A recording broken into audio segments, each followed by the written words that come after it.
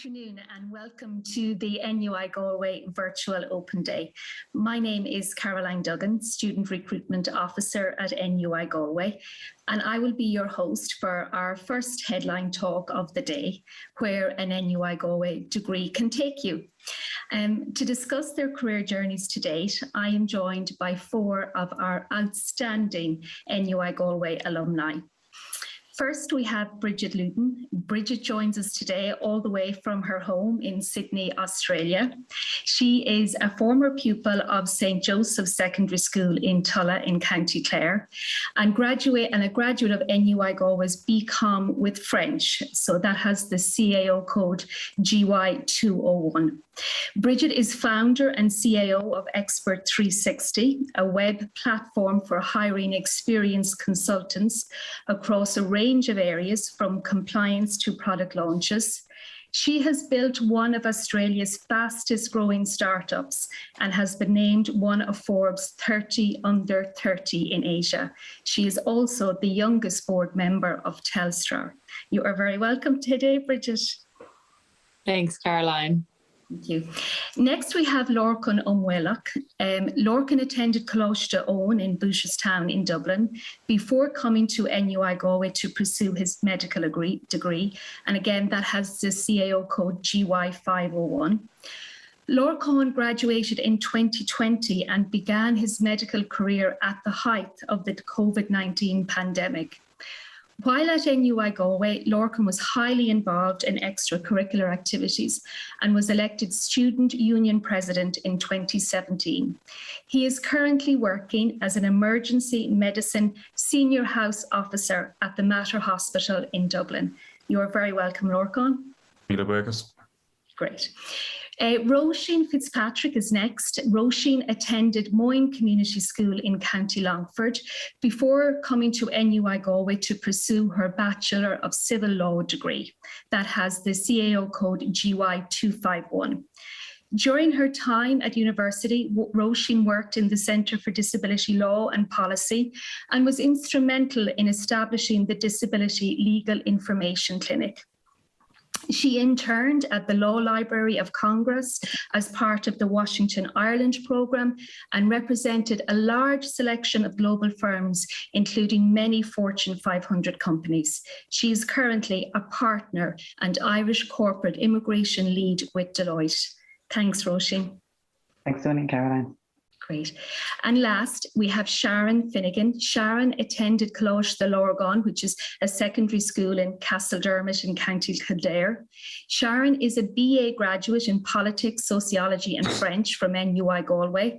That has the CAO code GY101. She has over 18 years experience leading, managing and organising at the heart of Irish government. She has led on many high-profile projects, including the Citizens' Assembly and the 1916 centenary celebrations. Sharon is currently Director Office of Environmental Sustainability with the Environmental Protection Agency. Thanks, Sharon. Hey, thanks, Caroline. So just to remind you all that I will be posing a few questions to our panel, but you also can ask your question directly off the panel. So please make sure to use the chat function on the right-hand side of your screen. So Bridget, I'm going to come to you first because obviously we know that your degree has taken you all the way to Australia and running your own very successful business. But can I take you back to your Leaving Cert year in Tulla? And maybe you could tell me a little bit about what influenced your decision to come and study BCom with French at NUI Galway. Yeah, thanks. Thank you, Caroline. And look, it's a privilege to be here. And when you reached out to me to say, look, we'd love you to come and chat to everyone, I just thought, oh my gosh, what an absolute pleasure. So I guess I'll start by saying, like, if I think back, I had no idea what I wanted to do. Like, I kind of still don't, actually. I loved, my mind was in and my head was in the Leaving Cert. I loved tech graphics. I loved physics. I loved business. I loved French. And I just it wasn't clear to me, actually. I think some people are like, yes, I want to do, and I actually really envied people who were like, I want to be a doctor, or I want to be this. I thought, gosh, I wish I had that kind of conviction, and I didn't, and I still don't, actually. But for me, so then it was kind of like, okay, well, I think these are the subjects I love. I kind of want to keep my options open because I don't know what I want to be. I quite liked business, and I liked the idea of BCom. I thought that could, I could get some good kind of strong skill sets, but also I loved tech graphics and physics. So I thought, well, maybe I should be an engineer. And actually, my first choice on the CAO form was BCom with French in Galway. I'll come back to Galway in a second. But my second choice actually was aeronautical engineering. And then I had and I had kind of various other things. So I just and so I'll just stress, I just didn't know. But so then I kind of landed on BCom. I thought, great, this is something that will give me some hard skills in business. And then when I landed on that, I thought, actually, maybe.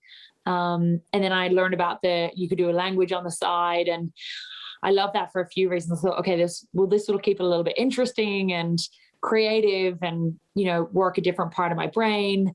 But I also love the idea of like an extra year at college. Like, why wouldn't you? 3 years just felt a little bit too short.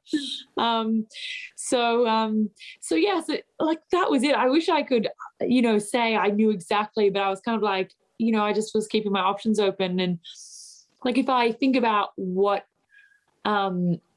if I could tell kind of 17-year-old Bridget something, I'd say like, just relax and choose something that you really love and that speaks to you. Because I think if you like it and you like the look of the subjects, then your careers are much more flexible than they were, certainly for our parents, or even 5 or 10 years ago. You can change a lot more. So, I'd say choose something you're really passionate about. And then look, on the decision to choose Galway, it was two things. One, I grew up in a beautiful part of the world, in County Clare, a place called Glandry, in between Tulla and Fecal. Shout out to all the Tulla Fecal people. And it was close. It was an hour. And I just knew Galway was rich in music and culture, and all those things were really important to me. So yeah, that was it, really. Thanks, Bridget. I think that's actually great advice, though. If you're not sure, sometimes something broad, like maybe the BCom, can really hit, tick a lot of boxes for a student. Laura, I'm going to come to you next, because, I just want to ask you, was it always your dream to study medicine and become a doctor? Yeah, so I suppose from an early age, both my parents are vets. I come from a family of essentially people that treat 4 legs instead of 2. There are no doctors in the family, but what I noticed growing up was kind of a love for just kind of taking care of animals, people, so on and so forth. And I just developed a love for medicine, and kind of hearing stories of friends of mine whose parents or siblings had gone on to do medicine. So it's something that I kind of dreamed and aspired to. In terms of my own journey there, I repeated my Leaving Cert, didn't get it first time, fell short by a couple of points. So I went back to repeat. And in terms of choosing Galway, I saw Galway as kind of a fresh start, being from Dublin originally, and sitting my first Leaving Cert and second Leaving Cert in Dublin. I saw Galway as definitely the place to go. Only 2 hours from home, but also, very much a student city. Friends of mine that had gone to Galway, everything's within walking distance or cycling distance. And then as well, the Gaeilge as well. It was definitely a place I could keep up the Gaeilge, because I did my Leaving Cert through Irish as well. So those would be my main points in terms of medicine. It was something that there was just no other option. I suppose it was going to be one way or the other. I suppose contrasting with yourself, Bridget. The opposite. And then in terms of choosing Galway, I just saw it as a fresh start, new beginnings, and a very easy place to kind of find your feet. I think that's nice that, you said that it did take you the 2 years to get medicine, but you stuck with the dream, Lorcan. And I'm sure there will be students listening this to today that'll give them a little bit of heart, because it is hard to get medicine. Points are high. The HPAT is difficult, but you managed it. One thing I would say there, when people ask, how'd you get into medicine stuff? I remember the 5 lads that I lived with throughout college. One did pharmacy first, one did biomedical science first, one did science first, one did radiography first, and one did physiotherapy first. So no one got in first time. And that's a common trend amongst all the 120 people that come in that are accepted into medicine each year. It's very difficult to hit it first time. So don't be worrying if you don't get it first time. There's always other options. Yeah, that's great advice. Thanks for sharing that with us, Lorcan. Róisín, I'm going to come to you next, because very much touching on what Bridget and Lorcan have both spoke about. There are students listening who are very unsure about what they want to study at university. Can I just ask you a little bit maybe about what helped you decide that law was for you? Yeah, absolutely. And as well, to follow on from Lorcan and Bridget and saying thank you very much for having me here. It's absolutely wonderful to be able to speak to everyone about some of the experiences about Galway as well. So maybe I suppose I was always interested in access to justice. And I suppose that's a funny thing to say, because teenagers like, I really love access to justice. But kind of to like Lorcan's point is, I was also interested in trying to make an impact in society. And when I thought about, okay, well, what does that actually translate into studying or education?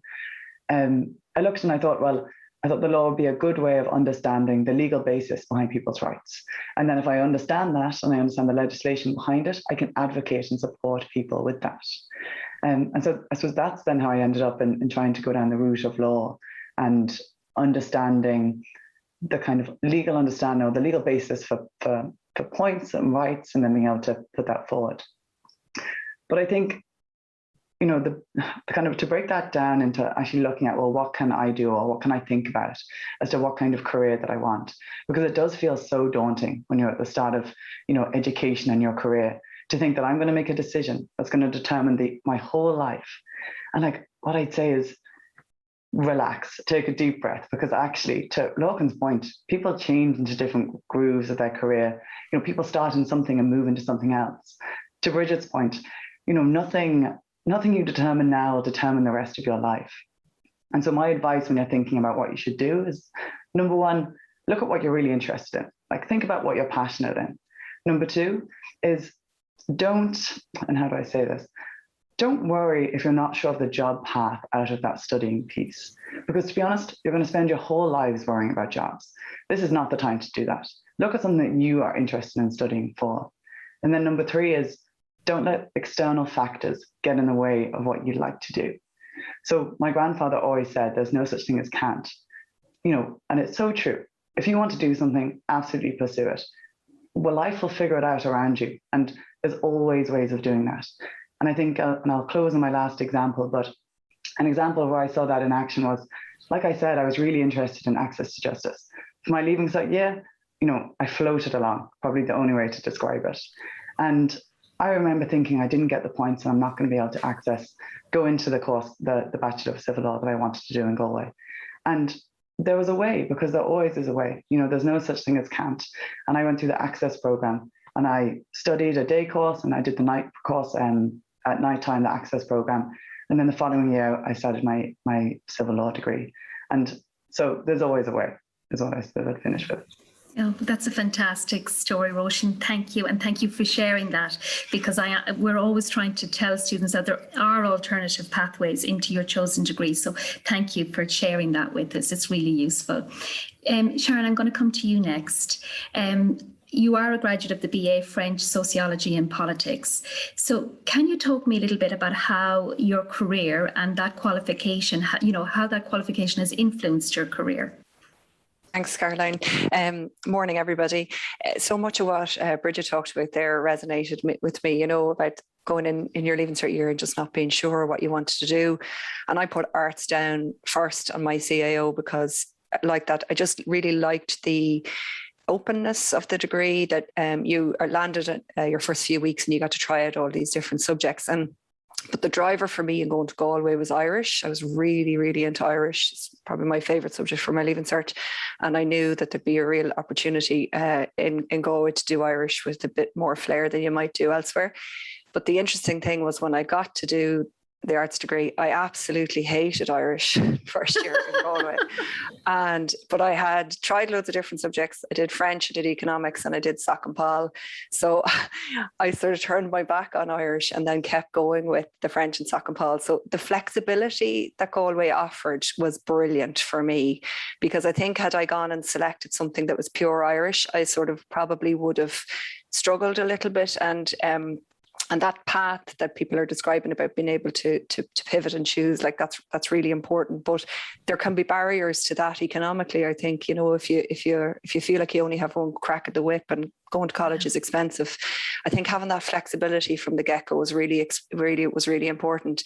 And what it did for me was really opened loads of doors. So like the Soc and Pol degree in particular just really suited me because it required you to develop kind of analytical skills of how you think about complex problems. And that's what a lot of the job in the public sector actually is. And I was really lucky. I did the entrance exams for the civil service in my final year. I started in the department of the Taoiseach before I graduated, and I got put into this really amazing career. I was in the Taoiseach's department for 18 years, and I got to work on amazingly interesting things. I worked on economic policy, social policy. I worked on Northern Ireland during the restoration of the Northern Ireland Executive, and what that meant was I got to travel with the Taoiseach to London, to Washington. I met a number of US presidents. I went to the White House. I got to do like incredibly exciting things. But then I got to kind of indulge interesting things that were interesting to me. So I always had an interest in economics, and ended up doing a master's part-time in Trinity in economics. I became head of economic policy in the Taoiseach's department during the height of the recession. I was one of the only women inside very interesting rooms during the time when the Troika were in and doing all of their business and telling us how we had to tighten our belts and all of the policies that needed to be implemented. And then I got to do all sorts of other interesting things. I was the head of protocol in the Taoiseach's department. I was involved, or I was responsible for all domestic visits by the Taoiseach, but also commemorative events. So I was there at the time of the 1916 commemorations, and I had responsibility for all of the state ceremonial aspects of that. So the parade on O'Connell Street and all of that stuff. So like really, really wide and varied things. But again, I mentioned about being able to indulge things that were of interest to me, and a kind of an interest was always in the environment. So I did a part-time master's, part of a part-time master's in the University of Copenhagen in climate change, because I had as part of my job in economic policy, climate change was a really important part of that, maybe 10, 12 years ago. And I got to kind of indulge that. And then I became secretary to the Citizens' Assembly, which looked at a whole range of issues, including abortion, but also climate change. And I got to really get in under the skin of that. And then when I finished that job, I became head of the Climate Action Unit in the Department of the Taoiseach, which was responsible for driving the Climate Action Plan. And anybody who's interested in that will probably be aware of what that meant. And so this interest in the environment was always in the background for me. And then I saw this opportunity in the Environmental Protection Agency come up very recently. So I've only just jumped ship out of the civil service into the public service. And I've been in the Environmental Protection Agency for about 5 months. But I suppose my overriding thing, Caroline, is that flexibility that I was required to have and that was afforded to me when I arrived in the door in Galway has kind of been the hallmark of my career, and those analytical skills that I spoke of that really I got to hone in my arts degree have really stood me in good stead throughout my career. That is amazing, Sharon. I have a feeling there's a book in you somewhere. Definitely. If you're in some of those important rooms, there's definitely a lot of stories to tell. Thank you, Sharon, so much for that. Bridget, I'm going to come back to you because sometimes, you know, when a student graduates, that first job after graduation can be a little bit tricky. So I just want to maybe to talk to me about your first role after graduation and how, you know, what was the journey from that to founding your own business? Well, Carol, I actually just want to hear loads more from the other panelists and their amazing journeys. So I when I graduated, there's a few things that were happening when I graduated. I graduated in 2009. So a few things. One, the recession was happening,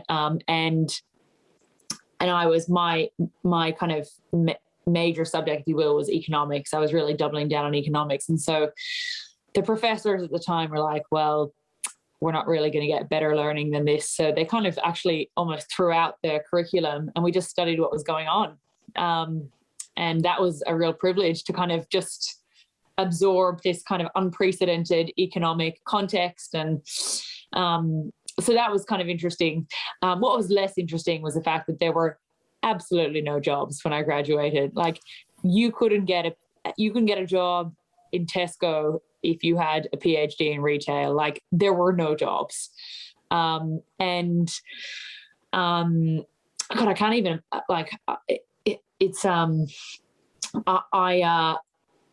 I remember, so I was born in Australia, so I had an Australian passport, and my parents were like, you've got an Australian passport, like there isn't a recession happening in Australia, you should go. And I remember reading that Australia, A, there was no recession, there was jobs, 2, it was 33 degrees. I was like, what am I doing in Clare? Like, why don't I go to Australia? So, the thing is, like, I'd had a part-time job all throughout. Like I'd worked in bars, I worked in the Roisin Dove like 4 nights a week all throughout my degree, and actually Galway is an amazing place to support yourself. There was lots of work, but so I kind of had those skills, and a lot of my friends were going off to get they were going off to kind of big four like EY and others, doing accounting and stuff, and it just didn't speak to me. I was just like, that's not. And so again, 4 years later, like I was at Leaving Cert, somewhat lost. Yeah. And so, yeah, anyway, you know, my parents were like, go to Australia. And I thought, yeah, great. Got a one-way ticket. And I had a family friend who was in Sydney. And so, yeah, I got a one-way ticket at the end of 2009. And like, I still didn't know what I was going to do. And it was actually a very challenging time. It was a very challenging time. I knew that my future, like I arrived in Sydney and I remember walking down Campbell Parade in Bondi, and there were these ads for, it said, you know, staff wanted. And for anyone here who was like, had graduated, I just couldn't believe it. Like, I was like, oh my God, they want staff. And my second day, I met a guy on the Manly ferry, and this ferry across to Manly, the north of Sydney, and he heard my accent, which is actually more Irish than it is now. I've been Australianized a little bit. But he was like, oh, you're Irish, like I run a bar, you know, I'm looking for staff. And I was like, well, yeah, obviously I know how to work in a bar. Like, I'm Irish. And so, yeah, so I got a job for 6 months in this bar, in this place called Double Bay. And then this guy came, but I just knew in my heart, I was like, I know I want to do big things. I know I want to build stuff, but I just kind of don't know what. But I know there's this big stuff in me. And one guy came into the bar one day and he said, oh, there's this thing called management consulting where you like advise leaders and CEOs on like big problems. And I thought that's what I want to do. And I read about it, and I read about these companies, Bain and BCG and McKinsey, and they said, you know, these are, you know, we solved some of the toughest problems in the world. And I just thought, I desperately want that. And so I just studied and I applied, and I got interviews at all the top firms, which in retrospect, actually, even they admit themselves that they don't even know why they allowed me to, because I came from somewhere where they had never heard of NUIG. They had, I think a few things. One is like, I had a good leaving cert, you know, like, and when you get a good leaving cert, like no one can take that away from you, right? It's this kind of marker on your CV and you carry it with you for life. And then the other thing is that NUIG and the life that I lived there allowed me to do all these kind of interesting extracurricular things. And they could also see that I'd supported myself and they valued that, you know? And so, yeah, I ended up getting a job at this management consulting firm as a consultant, Bain, and I worked there for 2 years and it was amazing. Like I learned so much. I worked, 60, 70 hours a week. It was so hard. But then everyone else had come from everyone else was from Sydney. Everyone else had, been to Sydney University and this others, but I just thought, okay, I'm going to now take this great thing and I'm going to go and start a business myself. And everyone was like, you're crazy. And I was like, I've learned what I needed to from this place, done 2.5 years, and then started my business, Expert 360. And yeah, started that 7 years ago. And it's been amazing, actually. I think what I learned at university, not necessarily academically, but just how to, I guess, be a good citizen and have grit and resilience and and hustle, which is what you needed to do when you're stamping people to get into CPs at 2 a.m. on a on a Tuesday night. It taught me all those great things, which I brought with me here. And yeah, so Expert 360 is one of Australia's fastest growing businesses. I employ about 300 people here, and yeah, feel very privileged to be leading this business, and also I'm a director at Telstra. So yeah, enjoying life here, and very grateful for what Galway gave me. Thanks, Bridget. Thank you. I can tell by listening to you how passionate you are and that you're a real people's person. That comes across. So I can really feel that listening to you and talking to you. Lorcan, I'm going to come to you because obviously we cannot talk to a doctor without mentioning the global pandemic. And you graduated right smack bang in the middle of it. So can you just tell me, what has the last year been like for you as a newly qualified doctor?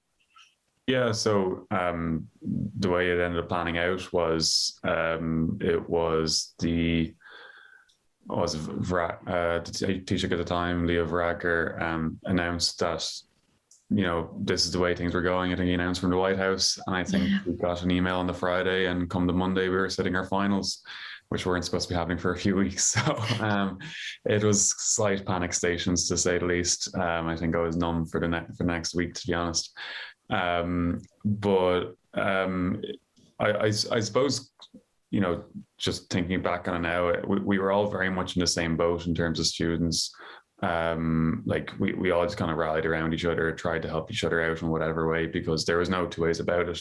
We were scrambling. We were trying to finish our medical degree that we've been working towards for 5 or 6 years, depending on the program that you're on. And all of a sudden it was going to be over in a week. So, and one thing I noticed as well going through the pandemic was that kind of sense of collegiality continued. After finishing your degree in medicine, you do your intern year, but you don't necessarily do your intern year where you studied. So I went to Kilkenny and St. James's in Dublin. People have gone to Cork, to Letterkenny, to all aspects of all corners of Ireland, and also all corners of the world as well, if you wanted to go international after you graduated. So there was very much a kind of, look, we're all in this boat together and we'll do whatever we can. But because there's no two ways about it, it was very daunting starting your medical career in the middle of a pandemic and not really knowing what you're stepping into, because the hospital that we stepped out of was the non-COVID hospital. Like we were removed from the hospital as soon as the pandemic hit. And then we were stepping back into a completely different world. Everybody was wearing PPE. It almost felt like how a hospital works on a Sunday, because the hospital had been stripped of visitors, of kind of if any staff could, they were working from home, or at least they were working on a rotational basis to remove as many people as possible from the wards to prevent cross-contamination. So it was just very surreal. And the main thing that I would say was it was as a first year, as a newly qualified doctor, it was quite we were relying on each other a lot from all aspects. And just one other point I'd like to touch on that a few of the other speakers spoke about beforehand was, like, I'm now 8 years from finishing my first leaving cert, and it's interesting, from moving back to Dublin, I've met up with a few friends of mine that I would have finished school with. There's very few of them who are still in the same career path that they chose at 18. People have gone back to school, people have gone back to college, people have done masters that have completely pivoted their trajectory in terms of career. So again, like it's something to be said. Like, some of the most, as one of I say to a friend of mine, he's almost like an old man trapped in a young guy's body, because he took a year out before, because he was like, he just put his hands up, was like, I just don't know what I want to do. And when everybody was going down to, I'm going to get on the whatever college course I get, I'll just take it and run with it. He wasn't happy with the one he was given, so he took a year to be like, right, I still don't know what I want to do. I'm going to take the year to do a bit of part-time work and just explore my options a little bit more.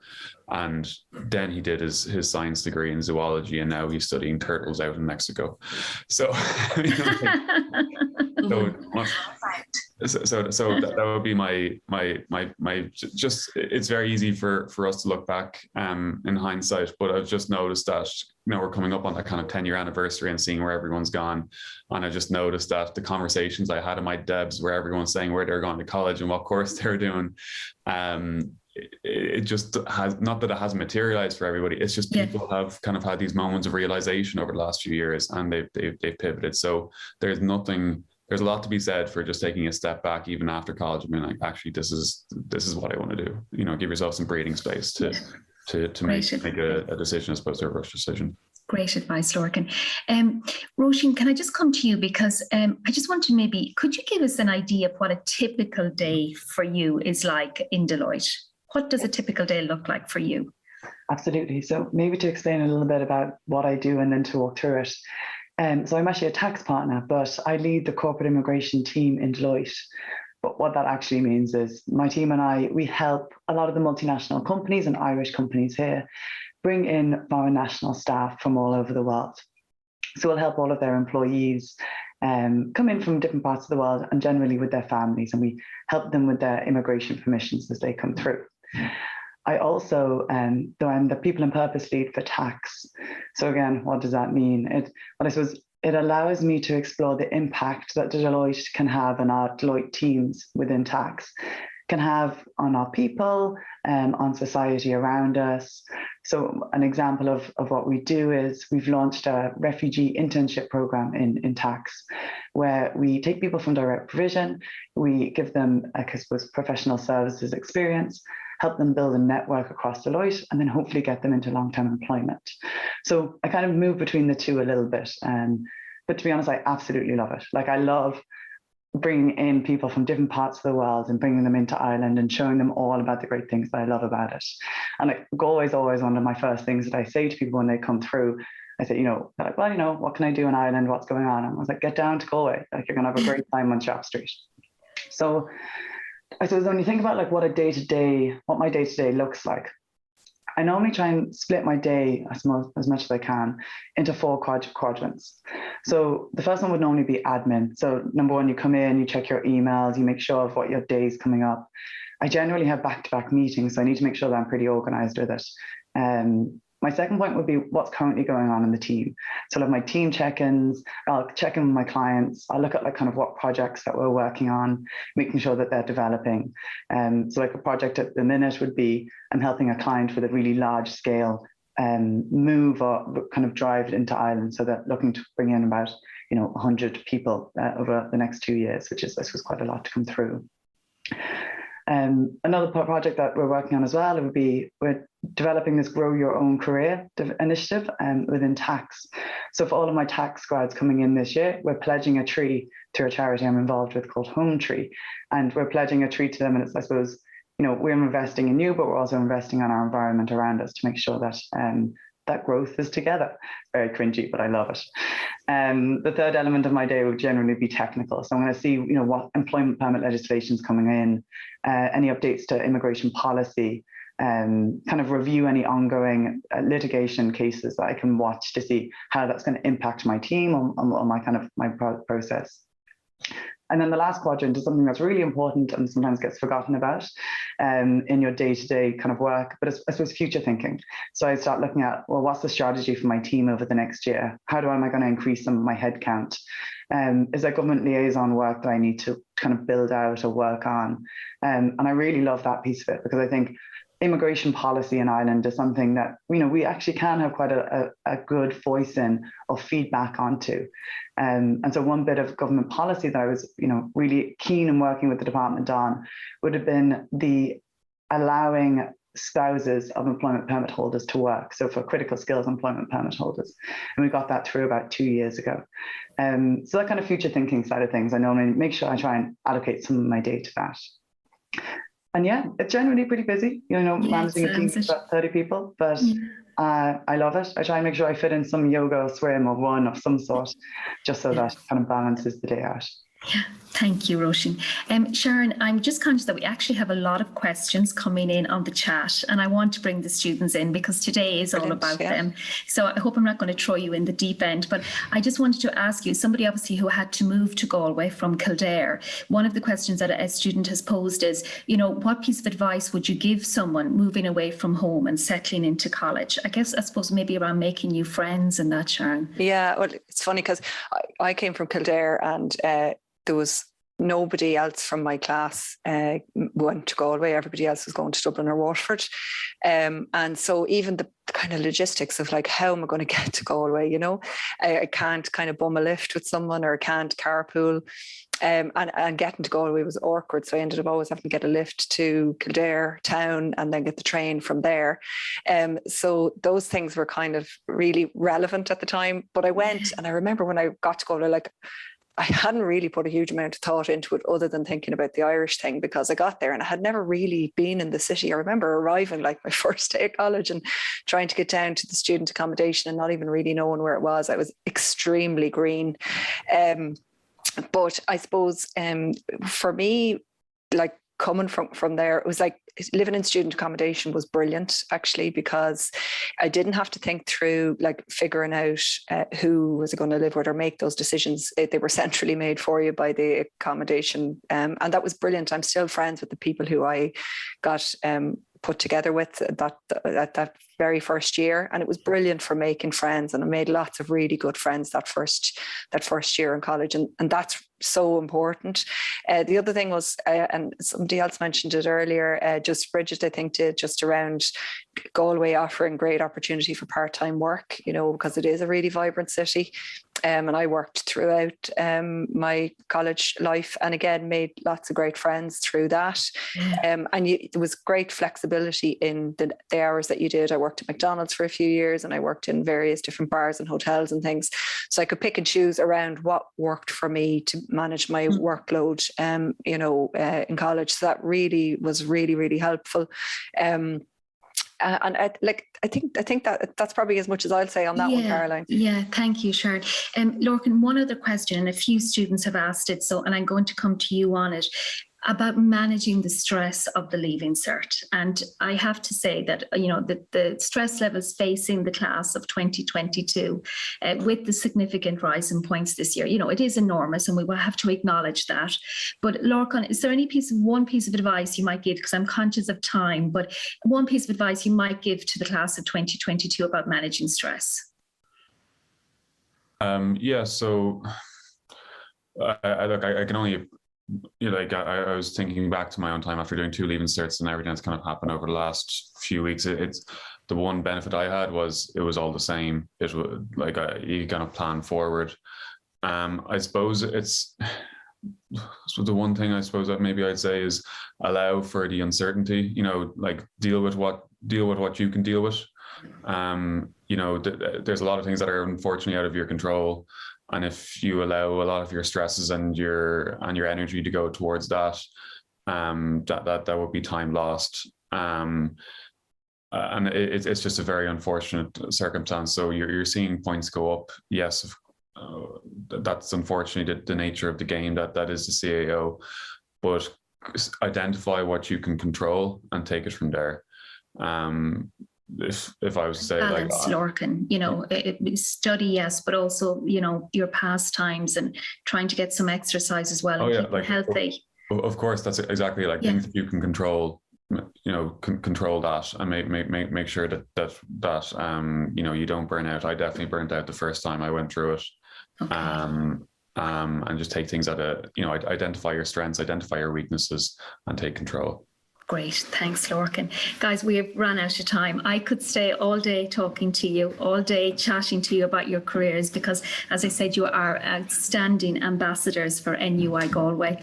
I want to specifically thank Louise Monaghan from Alumni Relations for helping with putting together the panel today. So big shout out to Louise for all her efforts.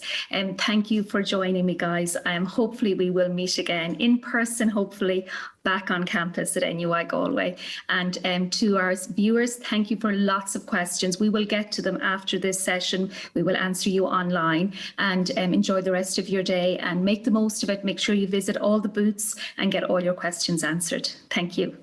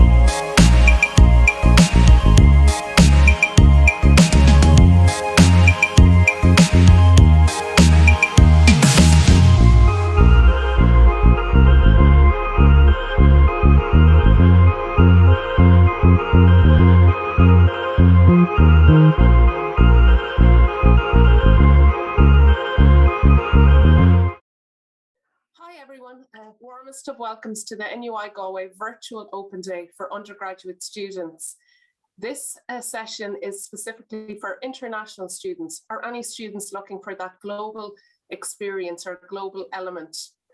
Here today is myself. I'm Joanna Walsh, the International Marketing Manager based in the International Office, and I'm joined by my colleague, Katie Flannery, International Marketing Executive. So let's begin. Firstly, Ireland at a glance.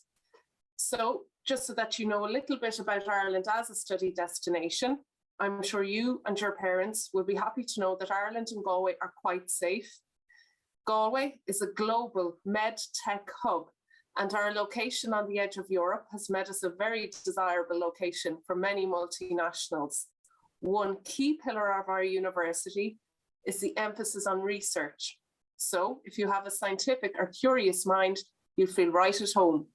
Also, the 24-month stay back visa gives students the option to seek employment after your studies. So once you finish your undergraduate studies, you can extend for 12 months. And then as you go on to postgraduate studies, it's 24 months. And this has been a very welcoming factor for students coming to Ireland, this 24-month stay back. So just to, as per the slide, Ireland is the only English-speaking country in the Eurozone. It's one of the friendliest and safest countries in the world. It's globally connected, as I said, at the edge of Europe, home to Twitter, Facebook, Google. There's plenty of research opportunities with a 782 million annual Irish government investment in research, and of course the stay back. Now, let's move on to a little bit about our university. NUI Galway has been inspiring minds since 1845 as a research-led university. Ours is one of the oldest and largest universities in Ireland. We're at the heart of a distinct and vibrant region, renowned for its unique culture, creative industries, medical technologies, marine ecology and economy, and of course our innovation.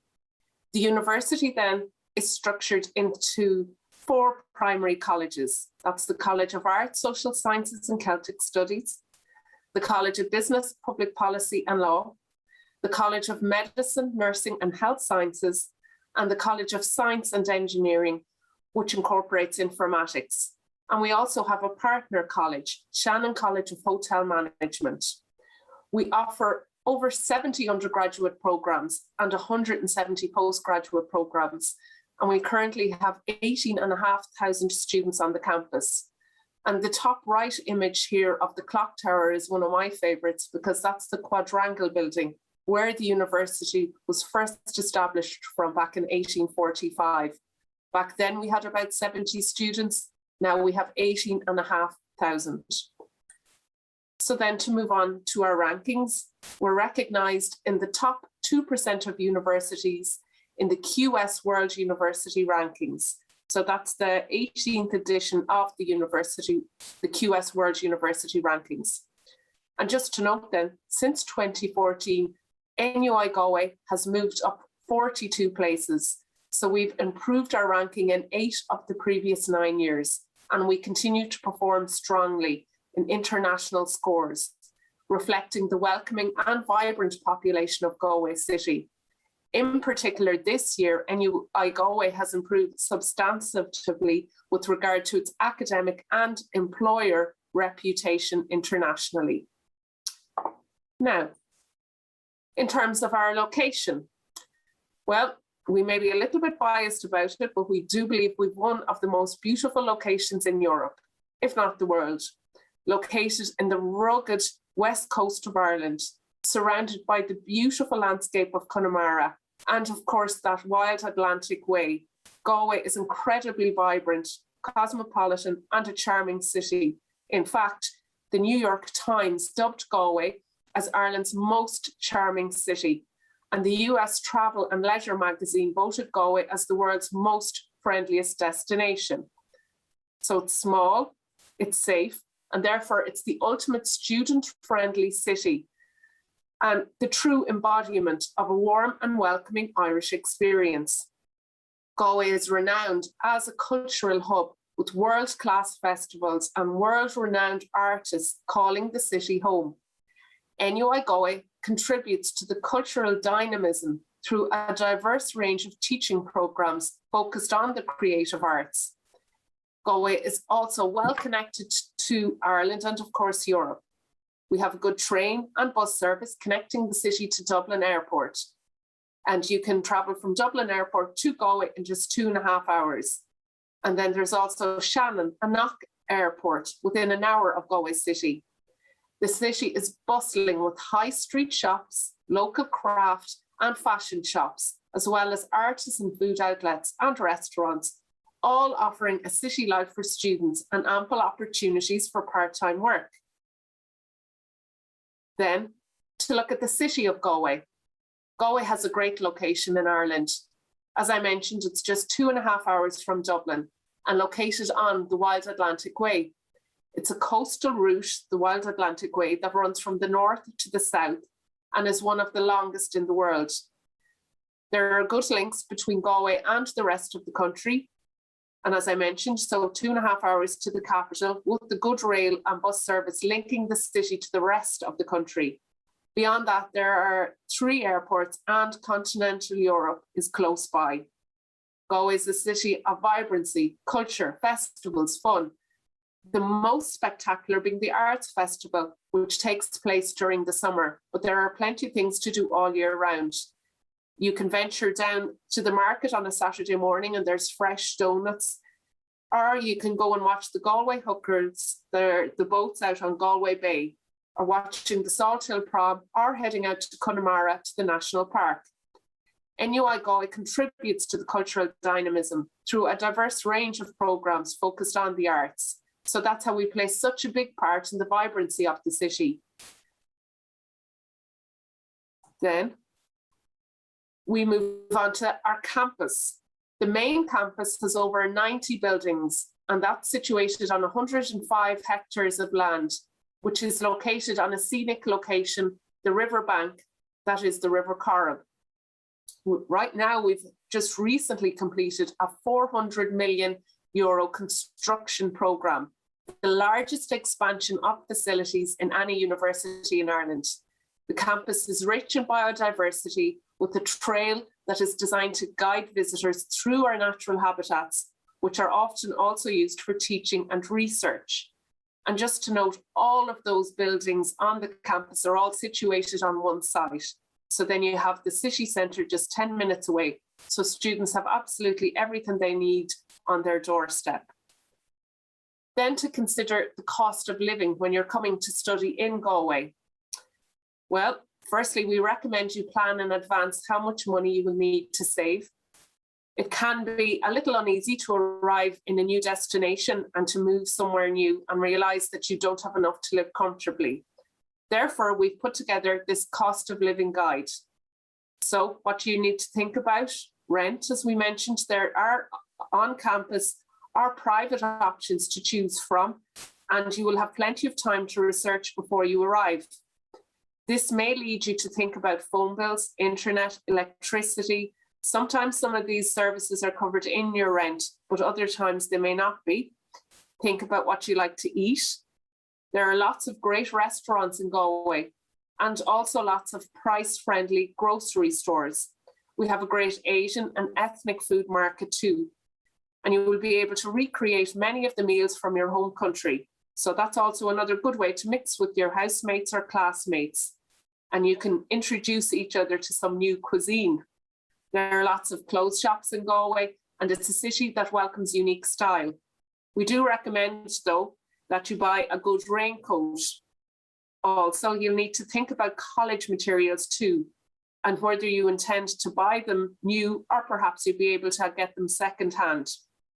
Galway is a relatively small city, so one option would be to purchase a bicycle if you're living near enough to the college, thereby you can cycle to college, and that's a great way of getting around the city. Otherwise, the city bus service is quite good, and a one-way trip costs about €2. Finally, you might just think about what you would like to do in your spare time. So there's loads of free things to do around Galway and loads of experiences you can spend your money on. So think about how you like to spend your time. There's no doubt that studying abroad, it's a big decision and it can be quite expensive, but it is very worthwhile too. And we do have some scholarships available, so we'll discuss that later on.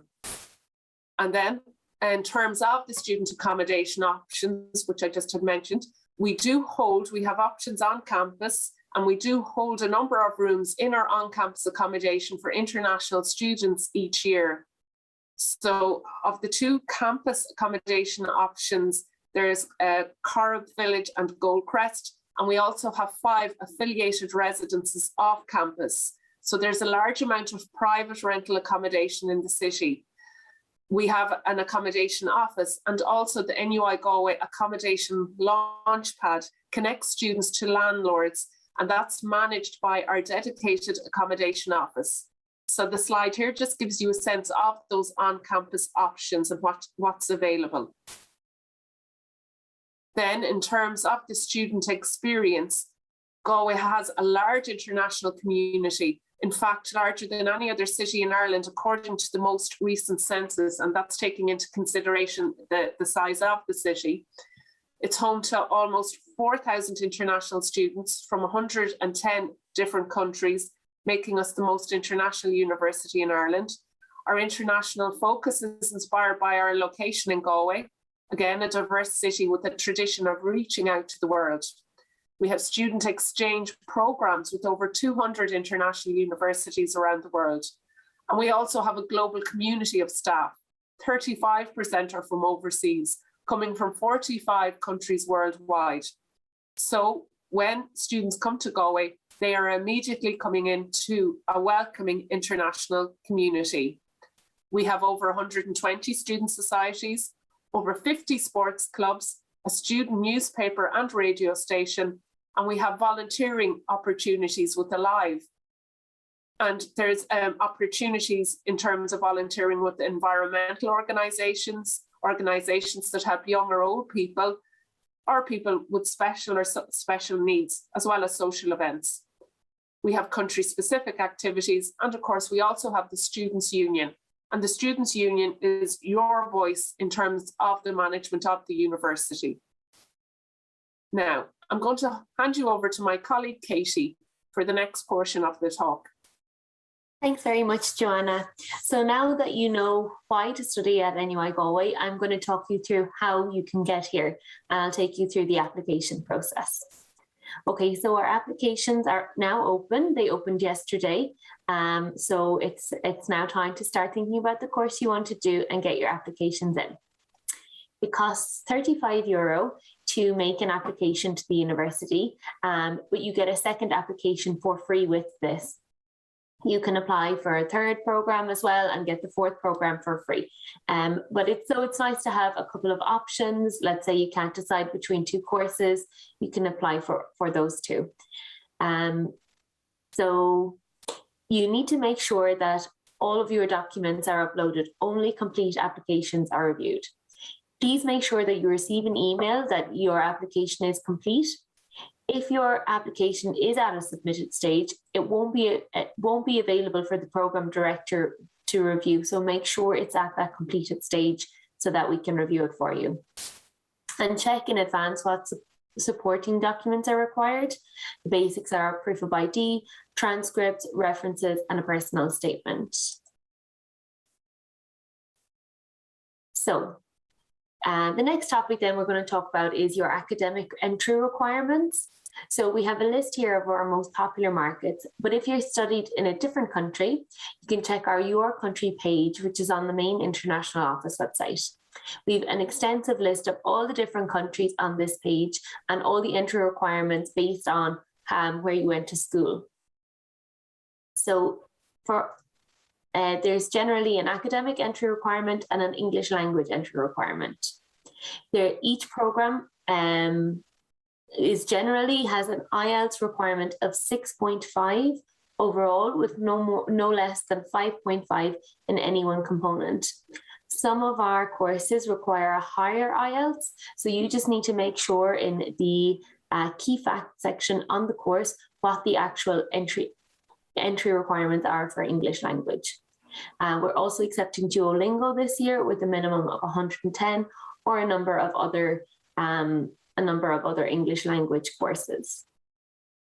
So for our students who maybe meet the academic entry requirements but don't yet meet the English language requirements, we have an English language centre that can help you with getting your English up to the entry requirement standards. So we have a number of courses in this dedicated language centre for international students.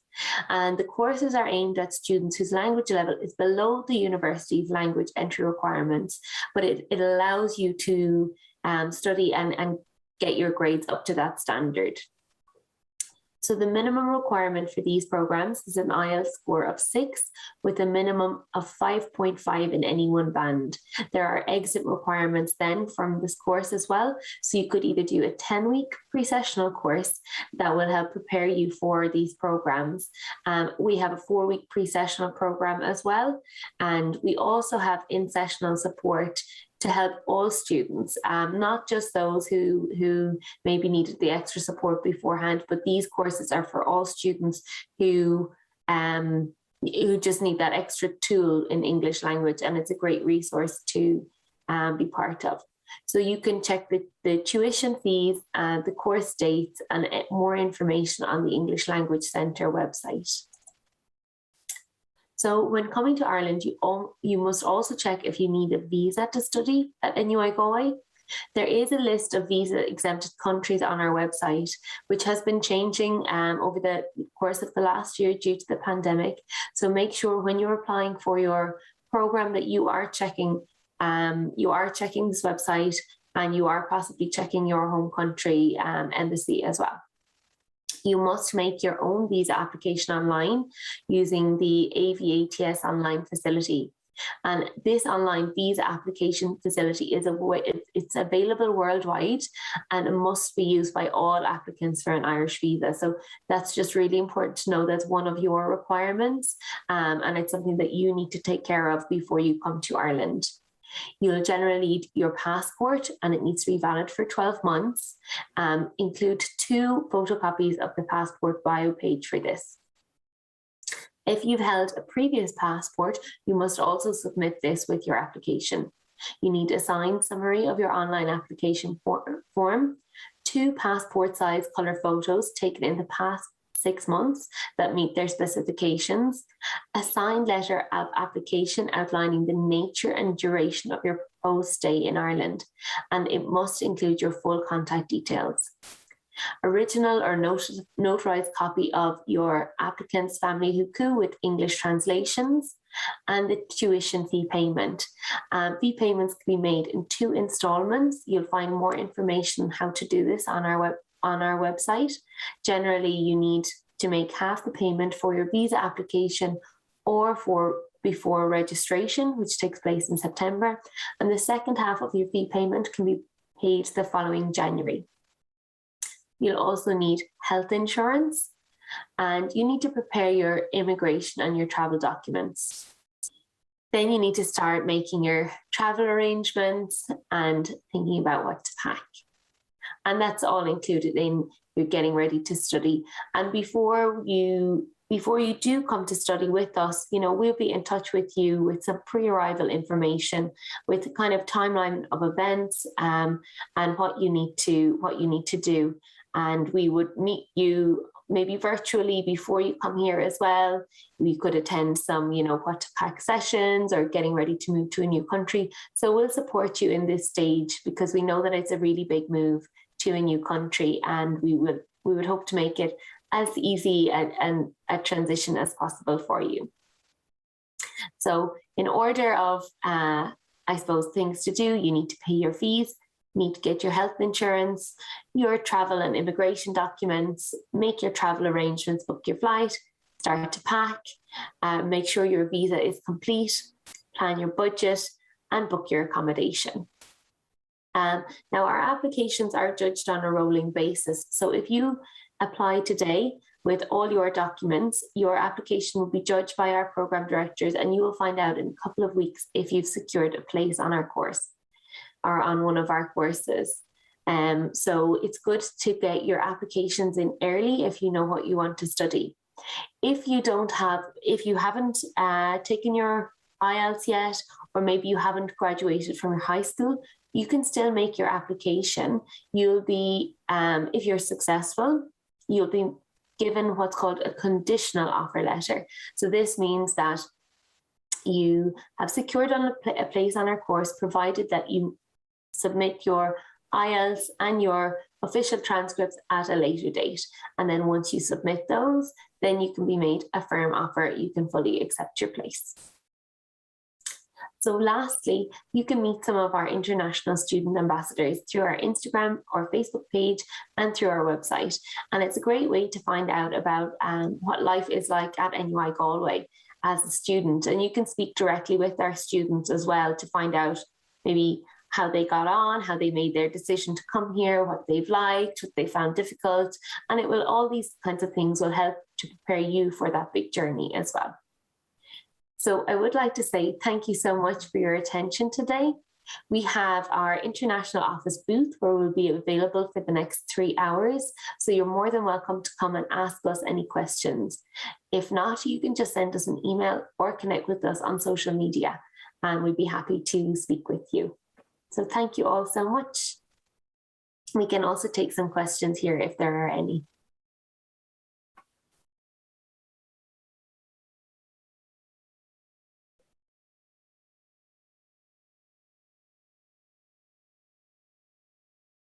Okay, I think there is one question here. How difficult is it to get into the campus student accommodation?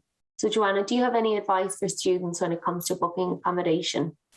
Yeah, well, typically the booking would open around the beginning of February each year, but thankfully the international office do get an allocation of accommodation.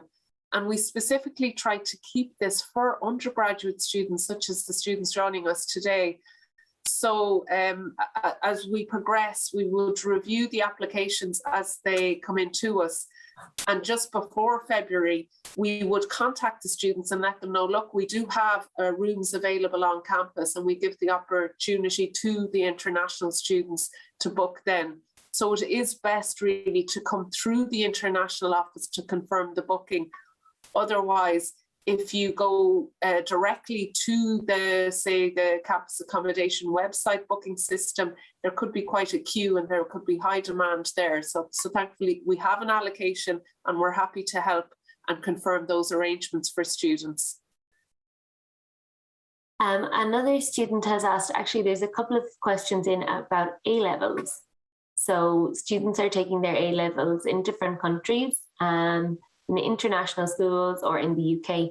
So we have an A-levels guide that will compare your results with our entry requirements. So I would advise you to have a look at this guide. It's available in our booth today, and it's also available on our website, and you can do that points comparison. So, okay, hi there. I missed some of the talk. At which stage should a visa be applied for? Is it after the application has been done? Joanna, could you answer that one? Yeah, well, I guess it depends on the individual embassy. So say, for example, if you were coming from India, you would need to contact the embassy, which is based in Delhi. And there is a timeline at which they start accepted visa applications. So, and as far as I recall, it would be March, April, if not later. So we can nudge you in the direction and say, look, you should apply now. So they would open for their study visa applications, and you would be, for example, in India, applying direct through the Irish Embassy at New Delhi. For example, if you were coming from Nigeria, you would be applying via the Irish Embassy, which is located in Abuja. In China, the Irish Embassy would be in Beijing. So it depends on your location in terms of would you be applying via the Irish Embassy there. If there isn't an Irish Embassy, then all of that information again is on our website, and what you're doing is you're applying to immigration, which is based in Dublin in Ireland. But we can guide you in terms of that. And I guess just an important point to note for students that do have to apply for a study visa, they are required to pay a portion of their fees, so 50% of their fees or so upfront. And this information again will be on your offer letter. So not a straightforward answer there, Katie. It depends on the location. But again, we have a visa and immigration section of the website, and all of the information is there. But yeah, if there's an embassy, check with the embassy, and indeed they will have posted up all of the information on their website as well. And we also have affiliated education agents that could help with a visa application. So if there's some available in your country, it might be a good idea to engage with them, and they can help you with your application. So that's another option for you to choose. There's another question. If a student wants to come in September 2022, when should they apply? They should apply now. Our applications opened yesterday, so it's a good time to start making your decisions and apply as soon as you have your decision made, because once a course is full, then the applications for that course will close because they are judged on a rolling basis. So just do get your applications in early, and you can apply from now. Joanna, is there a deadline for undergraduate students then? Yeah, in terms of when to apply, there would. So typically we process the applications on a rolling basis. So if you like, the international students actually have a head start on the Irish students. So we can continue to make offers throughout the year. But at a certain point then, the Irish students based in Ireland or the EU would be made offers. So typically around the end of July.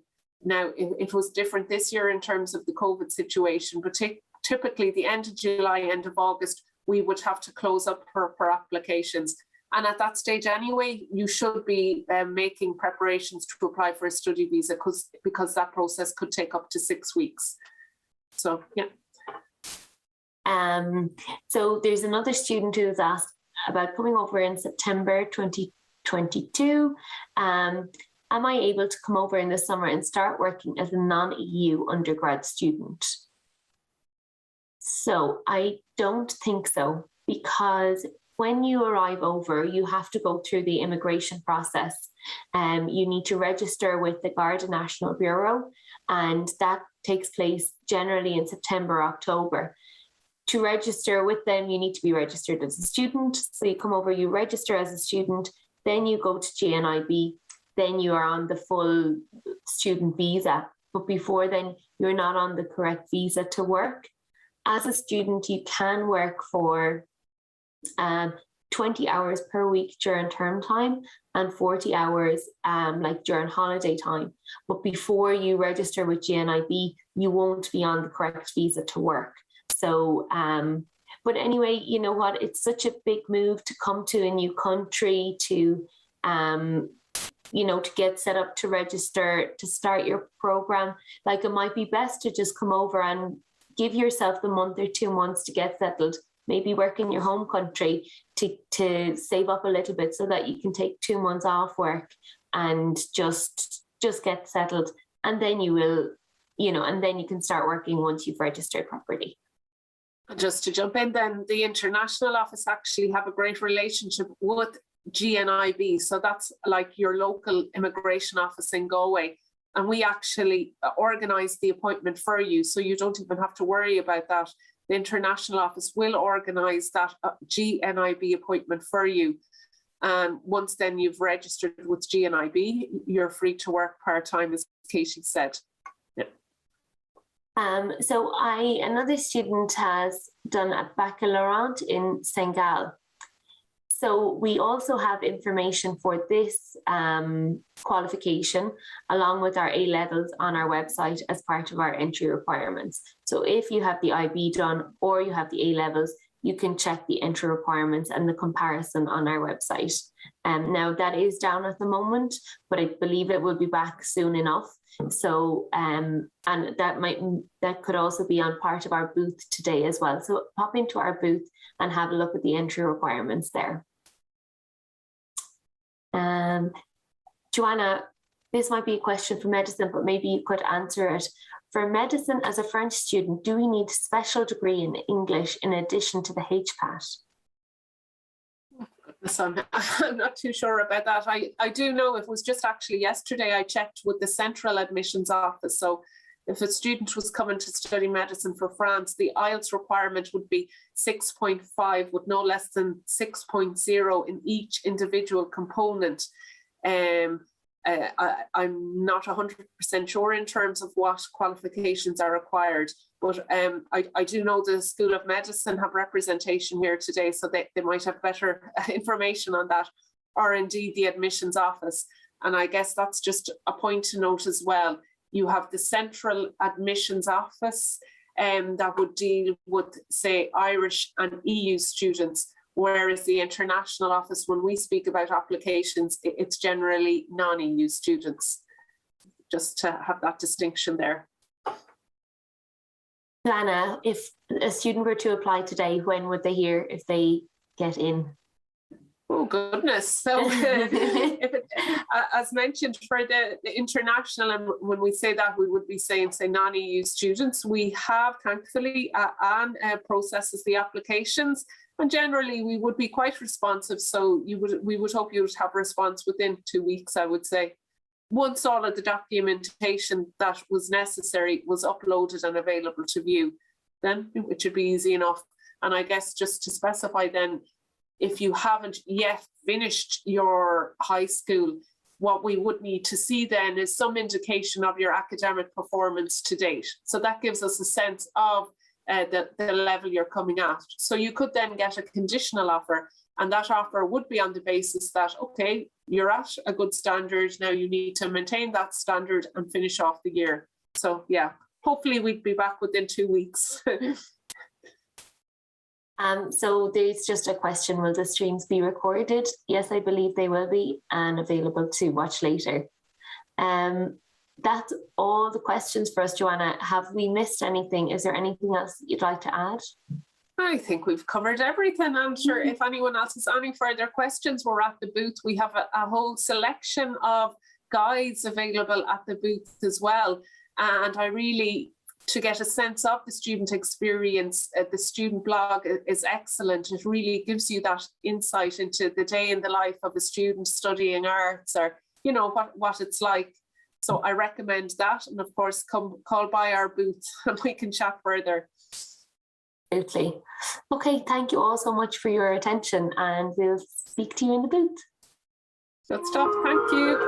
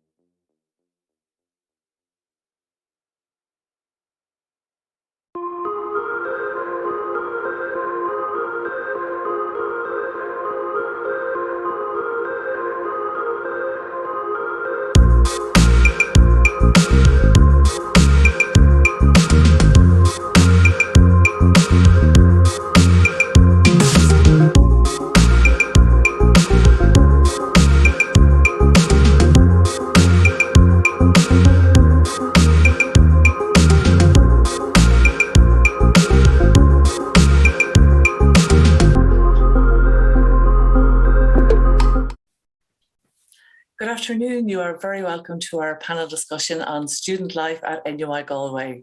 My name is Grania Dunn and I'm delighted to be hosting this session this afternoon. I work as schools recruitment, student recruitment officer within the university, so I visit senior cycle students in their schools or online as it has been over the last year. So I may already have met some of you and you are very welcome and thanks so much for joining us today. So here at NUI Galway, we really do encourage students to get involved in activities outside the lecture halls. There's so much going on and we know firsthand from speaking to students the really positive impact that has on students during their time in college and forwards throughout their careers. So to give you a good insight into student life at NUI Galway, I would like to introduce you to my panel. So we're joined today by Sai Gajula. Sai is a third-year biotechnology student. He's also a member of the Students' Union, an active volunteer, and a member of many clubs and societies. So you're very welcome, Sai. Kate O'Mahony is also joining us, and Kate is a Society's team member, and Kate is also a recent graduate of NUI Galway from our Drama, Theatre and Performance degree. So you're very welcome, Kate. Lorraine Tansey coordinates the Alive volunteering programme, also a graduate of NUI Galway, so thank you for coming along as well, Lorraine. And last but not least, Roisin Lachlan is the newly appointed president of the Students' Union. So I know you're very busy, Roisin, with your new appointment, and you're very welcome to the session today. So thank you all for joining me. So over the next 20 minutes or so, we will talk about all things student life at NUI Galway. We would love to hear from you. So if you have any questions, please do pop them into the chat and we'll do our absolute best to address them as best we can over the next while. So just to get started then, I'll come to you first, Lorraine, if that's okay. So Lorraine, as I said, you coordinate the Alive volunteering programme, and I know this is a very varied and a very busy programme. So can you tell our viewers, what is the Alive volunteering programme and how can students get involved? Great, thanks Grania, and good afternoon everyone. Delighted to join everyone on this esteemed panel and share student experiences and student life. We're very lucky, I suppose, at NUI Galway because we do have this dedicated programme Alive, which not only connects students to volunteer projects in both the city and the campus and beyond, we also celebrate student volunteering on campus. So when you're a student at NUI Galway, as Grania said, you're really encouraged to make the most of your degree experience and bolt on and add on all these wonderful opportunities to engage as a volunteer. But we know that your time that you spend giving to your passions and to your interests really are of benefit to you tremendously, and they're of benefit to the community. So we provide through Alive this connection opportunity. We work with over 200 local and national NGOs, nonprofits, charities who provide a wide range of opportunities for you to volunteer. We also then support you to connect with campus opportunities. So if you're really interested in sustainability, maybe you're passionate about the arts, for example, or peer support, health and well-being topics, whatever your area of interest is, there's a wide variety of campus programs as well that you can volunteer your time with. And at the end of the academic year, we take all of this wonderful activity you've been involved in and celebrate and acknowledge your contribution with a glamorous ceremony with our university president. So I know everyone listening is probably very active with maybe with things on their, in their secondary school. They might have been involved with something like Gashka, where they've done some volunteering for their bronze medal, for example. So really my main message for you is to continue that, keep that passion and interests alive and keep them going. And when you come to NUI Galway, join everything and participate in a wide range of activities. Fantastic, Lorraine. And it's great to know that students can get involved off campus as well as on campus. And I often think for students, maybe coming to NUI Galway from other counties or other countries, it's a great way to get to know your city and to get to know your community outside of the campus itself. It's true. And our proximity to the city is one of our advantages as well. So those opportunities are right on your doorstep. You don't have too far to go to connect in with groups that have, I suppose, a great, opportunity for you to build your skills, right? So if you think maybe you want to go on and do, for example, work in a school or education, well, with us, you can be connected in with local youth clubs, homework clubs, and get first-hand experience if it is indeed something that you're interested in. And likewise, if you think you'd like to go on and work in social work or other non-profit organizational work, then you're going to get those experiences right on your doorstep in Galway because of our proximity to so much. There's just such a variety in terms of, we've got business students, for example, who maybe want to enhance their marketing skills. So working with a local organization who maybe has a particular campaign or a project. Again, it's the first-hand experience right on your doorstep that you can avail of. Fantastic. And I might come back to you a little bit later on skills in relation to volunteering. But now, Sai, I'll come on to you. And I know from chatting to you that you have a very impressive history of student involvement. So maybe just for our viewers, could you give us an idea of the areas that you're involved in as a student in NUI Galway? So thank you, Anya. Firstly, hi everyone. Hope you're all keeping well. So I'm Sai, and I have been involved in different societies in campus, both as a member and as a committee member. And some of these include the Film Society, Broadcasting Society, Organic Gardening Society, and People Before Profit, etc. I'm also involved in the ATS mentoring program, helping first years have a smooth transition from secondary school to university. I'm also very active in the Students' Union, where previously I was a class rep for the past 2 years, and I'm also the current convener of the College of Science and Engineering. And I also take part in different committees in the college as a student representative. And fitting all of these in might seem a bit complicated, but it's actually pretty simple. It all comes down to scheduling. Whenever I get any break from my coursework, I always wanted to engage in different activities on campus or online. It could just be like an hour or two, but at the end, it gives you that time to take a break from coursework and get involved in all the fun activities on campus. That's fantastic. So you need to be well organized, I'd imagine. You really are busy. That's fantastic. And I'll come back to you again. Just want to move on to Roisin. And Roisin, just I suppose first, congrats on your recent appointment. I'm sure you are extremely busy. And I know that I think was it last Saturday you had a very, very long line of first year incoming students queuing up to meet their Students' Union representatives. So I'm sure that was a really fun event. So could you explain, Roisin, to our viewers, what is the role of the Students' Union in the university and why would you encourage students to get involved? Yeah, and so first of all, thanks so much for having me. It's great to be on this panel and to be chatting to incoming students. But so the Students' Union, I would say it's a completely independent body from the university. So we are the representative body of all students. So all registered students are a member of the union. And the union is there to represent the student voice. So there's 18 of us. There's 3 full-timers. So myself and the president, Clodagh is education officer, and Cora is the welfare and equality officer. And then we have 15 part-timers. So as you heard Sai talking there, he would be one of our conveners. So we have different students that volunteer on a part-time and full-time basis. So we would have the likes of the LGBT officer, the disability rights officer, the conveners for all the different colleges. So medicine convener, science and engineering convener, arts convener, and so on. So we are your representative body. So all of the officers would sit on different committees. So different committees within the university, and I suppose local Galway city committees as well.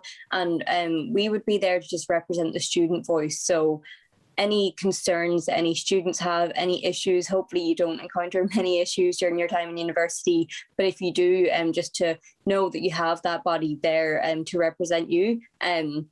And as well as the advocacy and the representative side of things, we'd also run loads of events throughout the year. So we have different things like the events crew and the welfare crew and all these different challenges you can get involved in and different like events you can get involved in.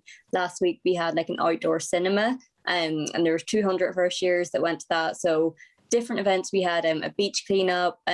So all these different things. And the SU also has 3 different commercial services on campus. So we have the SU shop, we have Smokey's Cafe and the college bar. So all of those outlets are owned by the SU. And when you spend money in there, it goes back into your union, so back into better services for you. So you'll get, when you do start NUIG, you'll get an SU card, and every point builds up like for every cent that you spend. So things like that. We have a LEAP card as well, and we offer loads of different free products up in our office. So we have an office up beside the health unit, up beside the college bar. And so yeah, we're all there. Like all of our contact details are up on the website. We're there all year long for anything that students need during the summer, during the winter, the academic year. And so yeah, just really, I suppose, want all the students here to remember that the union is there for them. I always say it's like a trade union, but for students. So yeah, I suppose it's a really good resource to use if you need it in terms of like getting issues resolved, and then also like through fun events and meeting other students. Thanks so much for that, Roisin. So it's really great. I mean, I think it's very encouraging, and students should definitely get involved with their students' union, because you've got that fun aspect, but you've also got your voice being heard at the students' union level. So thanks so much for that. Now, Kate, I'll come to you. And I know when I'm chatting with students in the classroom, I'm always really delighted to tell them that we have over 160 clubs and societies available to students when they come to us at NUI Galway. So can you give us a snapshot really of the breadth and range of activities that are available to students at the university? Yeah, absolutely. Thank you so much, Grania, for having me here today. So societies are groups of students who come together with a common interest. Might run events, they might run workshops or seminars. But there's a lot that they really can do. So at the moment, as Grania says, there's over 160 clubs and societies. That number is climbing with every day. This year alone, we have had applications for 16 new societies, and that number is growing every day. Sai actually mentioned the Broadcasting Society. That's one of our brand new ones starting up this year. So even in those new 16 alone, there's a huge range of what students can get involved with. So I think possibly one of the most important groups for every student to know about is the academic societies. So if you are studying, say, marine science, there is a society for that. If you're studying law, there's a society for that. And these provide quite a few different uses to students. So firstly, you get to meet other people in your course. You get to meet older students who are doing your course, who might have advice on modules or projects that would be useful to you. They also run additional lectures and classes and study groups. So you do have a support network for other people who are going through exactly what you're going through. And then we have the more fun, outgoing, social societies as well. So they're everything from, say, our dance society to our video game society to our anime and manga society. So really, if you have an interest, we're pretty confident we might have a society for you. And if we don't, it is so easy to set up a society. All the info is on our website, which unfortunately is down at the moment, but hopefully it'll be up and running very shortly again. So if you do come to NUIG and find that there isn't a group there for you, get in contact with us, and I'm absolutely certain we can get you up and running with something that you really love and find you a group of friends and a group that you can really work with over your 4 years. That's great, Kate. Thanks a lot. And, I think it's really interesting, the academic societies, because I would frequently meet students in the classroom that are interested in lots of different subjects, but they have to obviously give some of them up when they go into third level. And, you know, they might be really interested in, say, science or engineering, but they're really going to miss their language. So I think the Academic Society is a really good opportunity to keep up your interests on a non-academic, you know, in a fun way by joining the societies and getting to get involved in activities and maybe do a bit of travel and whatnot. Yeah, it might be important to add there, Grania, as well, that you don't have to be studying a specific subject to join that society. Any student can join any society at all. So if you do decide that you have an interest in law, but you're not studying it, you can absolutely still join. Yeah, that's great. So it really does allow you to kind of broaden your horizons. And I believe they're all free, which is an added bonus. Yeah. Okay, so Lorraine, just going back to you then, you were speaking about, we kind of touched on the whole area of skills and, you know, students kind of volunteering at different levels. So I might just talk a little bit about the skills that students can develop when they take part in the Alive volunteering and how that stands to them in their future. If you'd like to talk a little bit about that. Brilliant, Grania, yeah. And I suppose one thing maybe to do is to set everyone at ease in terms of their capacity to be able to volunteer. So if you think you would be interested in a particular project, the brilliant thing about being a student volunteer with us is that all of our partnerships are keen to support you, to train you to be the best volunteer that you can be. So for example, we have a program on campus called the Lift Leadership Program. So at the moment, we've recruited about 100 students who are trained as leadership facilitators, and they'll lead groups of students, their fellow students, in a leadership program throughout this semester. And so you don't have to have experience in leadership in order to participate in that volunteer project. You really just have to have energy, enthusiasm, and willingness to join in and participate. And yeah, you'll be trained as a volunteer leader to be able to lead in your role. And likewise with our community partners, for example, if you are volunteering with maybe the Girl Guides, for example, again, you're completely trained in your role, what to expect and how the volunteer project will run. And I suppose our partners they know you're in college, they know you're a student, and they know that you have lots of different things happening with classwork and maybe part-time work as well, or traveling home at weekends. So these volunteer projects are designed around your schedule as a student and support you at your level. So they are about you being exposed to new opportunities and new skills and building your confidence in those areas. So certainly lots of skills to learn. And I suppose we always highlight to students that really documenting that experience and reflecting on that experience is key. And that's how we celebrate your achievements on campus through our campus award for volunteering. So we have students who, I suppose, maybe start off in their first year joining a committee like Kate's described and leading a new society, or and then by the time they're in fourth year, their kind of confidence as a volunteer has really grown and emerged, and now they're leading projects in the city, for example. So there's that opportunity, I suppose, to scale up your commitment and scale up your skill development really from all of this.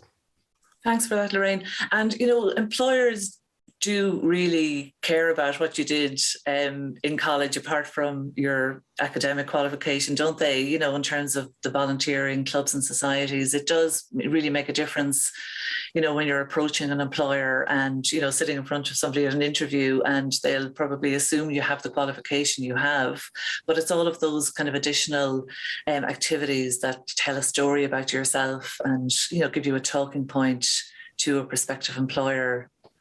Absolutely, yeah. It's probably the one thing they'll probably pick up on and want to chat to you most about. And you're going to have something unique to share.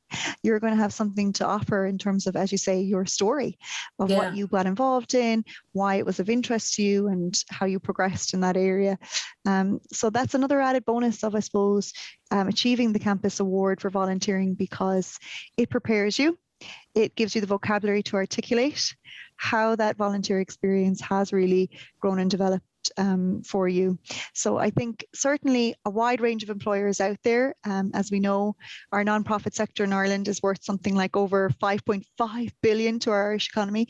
Yeah. So it's a fabulous sector to work in. It needs everything from HR to scientists as well as so there's great ways of networking as well, I suppose, across the sector through volunteering. It's how you make those inroads and connections and find those niche positions that you might like to see yourself working within. Great. Thanks, Lorraine. Just to say to the viewers, please do ask any questions of the panel today while we're live online, if you have any questions. And Roisin, just I'd say our viewers be interested to learn about your journey. You know, you're now Students' Union President, and while you were a student, I'm sure when you started off in NUI Galway, you were very active in the Students' Union. So could you just kind of maybe give us a little bit of background to your own journey to where you are now and the different maybe roles that you were involved with? Yeah, so it's actually funny. I never got involved with the Students' Union when I was a student. I was always a bit nervous, like whenever the lecturer would ask, like, who wants to run for class rep? Like, I wanted to, but I was always too nervous to actually go up in front of the class and do it. So yeah, as you said, now I'm a Student Union President. So if anyone does feel nervous about running for class rep or going to a society for the first time or anything, don't, just bite the bullet and go, and like you'll really meet some of your best friends for life. But while like I wasn't involved in the union, I was still, like, I suppose, clued in with what was going on. And I suppose I got involved because I was the student that I suppose needed the help from the union, which, like, there's no shame in like going, like, there's so many resources in the college to go and get support from. I would have been very involved in societies, like, and I met some of my best friends through there. I was always in the sock suite. I was always going to all the meetings, and you get free pizza at them. So if that's not a reason to go, I don't know what is. But yeah, last year I ran for the SU last year. I would have got involved. There was like a housing protest where we got tents on campus and like we all camped out there for a week to like reduce rent. So like there's that side. I suppose I was interested in like the activism side of it and helping other students, like that. I would have been, because I went from being the student that needed help, I wanted to help other students. So I ran for Welfare and Equality Officer last year, and I won that election. Did that role for a year as vice president, and then ran for president in April this year, and now I'm the president. And yeah, I work really well with the whole team, and it's so good to see so many class reps get, like, so many first years running for class rep this year, so many like people running for SU roles themselves. So yeah, even if you have any doubts about getting involved, just do it. You'll benefit from it. Thanks for that, Roisin. I think you make a really good point about, there's no shame in looking for help. There are staff members, colleagues all around the campus that are employed specifically to help students. That's why, why we're there. That's what we're there for. So, to reach out and look for help and get involved, definitely is really good advice. And just in terms of advice, I'll come back to you, because I know you mentioned that you are a mentor to incoming first years. So I know a lot of our viewers, hopefully anyway, a lot of our viewers will be joining us next year in NUI Galway as students, and will be signing up to that mentor programme. So what advice do you give to first years when they start off on their journey, on their new journey with us? So first year is kind of the year just to like explore and have fun, basically, in my opinion, because it'll give you so many chances, and you'll actually have the time in your timetable to like actually explore the university and figure out what you want to do, what you're interested in. So exploring will be really vital when you're in first year, as there's so many opportunities available to you, and it'll give you the experience to get involved in them and to actually see which one you're interested in. And like the lectures as well, it'll all be like introductory lectures as well. So it won't be so much stressful, and you'll get an idea on how the course will progress throughout the year. So you'll be able to think ahead or plan ahead to see which one works best for you and which study schedule works best for you. So I'd always say in the first few weeks to think about how you want to approach the year, and it will actually set the way to how your degree or your course progress. So yeah, just explore and have fun and plan ahead of your study schedule. That's great. That's great advice. Are you mentoring incoming students this year as well, Si? Yeah, yes, I will be, yes. Great. Well, I hope they're all settling in well. Yeah. So Kate, we know that getting involved in clubs and societies, obviously it's for most people anyway, it's great fun. But apart from the obvious enjoyment factor, why would you encourage students to get involved in clubs and societies? And just in terms of, we touched on there with Lorraine, just that whole idea of kind of building skills and, broadening your horizons and developing yourself as a person while you're in college. And one way of doing that, I presume, is by joining the clubs and societies. Yeah, absolutely. And Lorraine is dead right. I mean, employers love to see society and club activity on CVs when they come in. So in terms of personal growth, both professional and personal, really, there is loads of scope for learning. So, I mean, yes, you have the learning through the academic societies who, do lectures and seminars, but there's also, a lot to be learned from, being involved with the society committee, taking on a leadership role. I mean, if you can walk into an interview and already know how to chair a meeting or take minutes or manage the finances of a group, I mean, that's huge. And every society needs them. Every society has to have a treasurer and a public relations officer and a health and safety officer, and so there's so much opportunity for you there to learn. And then from a personal growth perspective, I mean, if you wanted to learn first aid or, sewing, or you wanted to pick up dance that you haven't picked up in years, those are all things that you can do through societies to an extent that you want. You can throw your whole life at societies if you want to, or you can, just attend a weekly screening if you want. The commitment level is really up to you. So I would say from, a learning perspective that, there's nearly no excuses. There's so much there for you to take advantage of. And then the other thing that I would say is making friends. Like Roisin said, she met some of her closest friends in societies. I would absolutely do the same. I would be lost without the people I met in societies. I met my partner through societies. So it really can actually change your life, to the extent that I actually know quite a lot of students who took on, say, PR marketing in one society and have now left their engineering life and are, going into marketing full time. So, there's a world of opportunity there for you. So I think. Yeah, that's really interesting, Kate. I think your passion can, your passion can become your career if it's not something that you started off with, and there's definitely a crossover there. But while I have you on, Kate, one of our viewers is asking, do you have a meditation society? We don't have a meditation society now, but we have a yoga society, and we have a Stoic society who kind of, work with Stoicism. They would, I think, be the two most applicable there. Now they do like meditation events, so there might not be a whole society to meditation, but there are events there for you to do that. Great. And that student who asked that question, maybe if they come to NUI Galway next year, they could set up a meditation society. Absolutely. Because as you said, there's new societies every year. And a student is also asking, out of this, all the clubs and societies, how many of them are active with how many members? I don't know if you have that answer at your fingertips, but maybe just to answer, what are the most popular societies? Sure. Yeah, I mean, of course, the academic ones are all very, very popular. Anime and Manga Society, the Drama Society is huge, as is the Dance Society, the Film Society. The artistic ones really do very, very well, artistic and performance, because they do attract, obviously, you either have a passion for the creative arts or you don't. So, people who are passionate about that are going to flock there.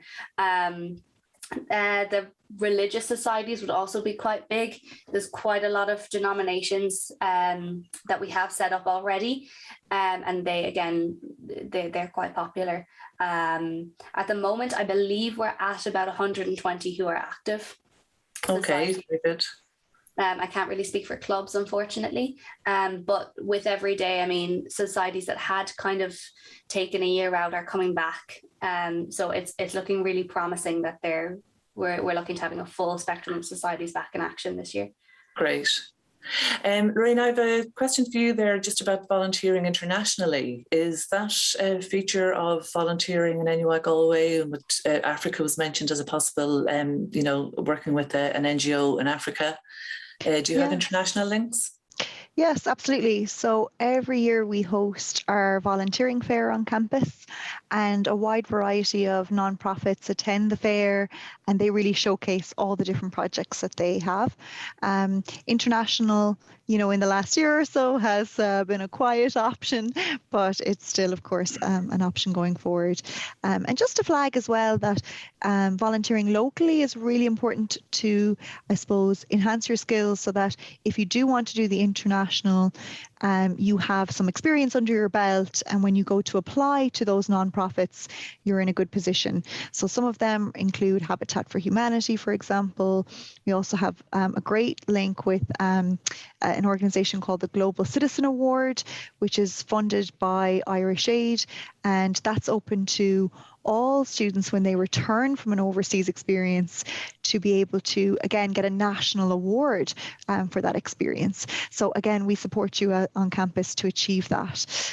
So I think there's some good supports around going overseas and making sure it's a very positive experience for you. We have a scholarship as well with an organisation called EIL. So they're a Cork-based charity who do overseas volunteering community projects, and you could be in with a scholarship if you commit yourself as a first-year student to demonstrating lots of volunteering experience. You can apply for that. There's also European volunteering opportunities across Europe. There's a great program called the European Solidarity Corps. You get a small stipend, and it's about really, I suppose, eliminating any barriers that people might have when they want to go and do volunteering. So making it accessible for all to be able to do international volunteering as well. Great, so huge variety there. Thanks so much for that, Lorraine. So I have a question here, and I actually had it up my sleeve as well as a question for you, because you're involved in so much. How do you recommend balancing coursework and study with societies, volunteering, recreation, etc.? I know you touched on that already, but if we want to just maybe come back to that in terms of the study life balance. So for balancing between these activities, I would say it kind of depends on your timetable for the year. Like, for example, in first year, I had much more time than I had in second year. Even though second year was all online, we had much more lectures, much more lab work. And in third year, this year, since I'm in a placement year, I have much more time again, like in first year. So it kind of varies between different timetables. And even if you have like an hour or two, like on Mondays, I have like a 3-hour break between, I have like 2 lectures in the morning, then like 3 hours, and then I have another 2. So in that 3-hour break, even if I get a lunch for an hour, I still have like 2 hours to spare that I can engage in different society events, club events, or volunteering, or even in the SU. And all the society events usually take place after 6 p.m. And by that time, we're like finished with our lectures, and some of us are even finished with our assignments. So we're like free by then. So we can always go back in, engage. And this year we have a blended learning approach as well. So we can always engage in online. And last year was pretty handy in that case, because since it was all virtual, it was like at our fingertips to engage in anything that we like. So it's just a matter of finding that few minutes and getting in. And yeah, it doesn't matter how much time you have. It's just like even an hour, it'll be perfect for it. Yeah, I mean, I suppose the thing is, when you have that spare time, you're not going off to, when you're going off to your clubs or societies or volunteering, you're not going off to something stressful. It's something enjoyable. So, building that into your schedule is, in a way, can be viewed as your downtime and your relaxing time, so yeah. You definitely have mastered that anyway, Si.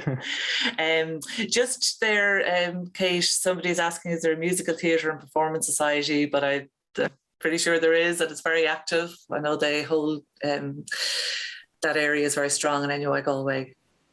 Yeah, the musical society known as Gums are very much back in action. They're actually going to be staging the musical Carrie later in the year, touch wood, all being well. And we also have a drama society as well, who do loads of productions every year. So great. Thank you. How did you manage actually just last year with COVID? I mean, I know all the societies had to move online, but I think they do that quite successfully, didn't they? Yeah, it was actually really surprising to see what societies did really well out of the pandemic. Like, I think one of the most impressive ones for me was our cheerleading society. Absolutely excelled over the past year with online training and flexibility and strength for their members. Obviously, a lot of them just kind of continued as they were, but just moved everything online. Going back to the academic societies again, but the other ones that kind of required a bit more of a physical presence, I was really impressed with a lot of them and how they coped. Online productions. Online screenings, online writing groups, loads of really exciting activities that was, really, I think, showed the passion of the students behind the society to really push for these things to still happen for students. So yeah, it was quite a successful transition, and we're now hopefully transitioning back. But some are going to continue with a blended approach to their events so that they have both virtual and in person. Great. Okay. Thanks so much for that, Kate. We have a couple of student questions for Roisin, but I think Roisin may have dropped off, but she might be back to us before we finish up the session, and I'll get those questions to Roisin. But anything we don't manage to answer, we will be getting back to you. We'll answer all the questions at some stage. And I suppose I was listening in on the live event earlier, the alumni panel discussion that my colleague Caroline was hosting, and it was really interesting to hear so many of the alumni from NUI Galway talking about their fantastic positive experiences in clubs, societies, volunteering, and so on, and how that really stood to them in their careers. And one of the alumni was talking about the fact that he's graduated 8 years ago, and that so many of his friends that graduated around the same time are actually in maybe different careers now to the area that they graduated in. And I think, for a lot of graduates, you really are drawing on your experiences that you gained in your clubs and societies and volunteering and things like joining the Students' Union. So it just stands to you no end. So I think we'd all here on the panel agree with the fact that, students should really sign up, get involved, and really get stuck in, because it's definitely not something that you will regret as a student. And I think, maybe no matter how demanding your timetable is, I don't think there's any timetable in the university that is kind of so demanding on your time that you don't have time to get involved outside of the lecture halls. So we are coming to an end of this session. I'd just like to say thank you so much to my panel. I really do appreciate you coming on. And thanks to the viewers at home for tuning into this session. Hopefully we'll see some of you with us in NUI Galway next September or the following year if you're fifth years, or after that if you're TY students. So it was a real pleasure to be with you today. And please do stay tuned for the next session that's coming up all about sport at NUI Galway. Hope you're having a really good, informative information or open day, virtual open day. So thanks a lot and take care, everybody.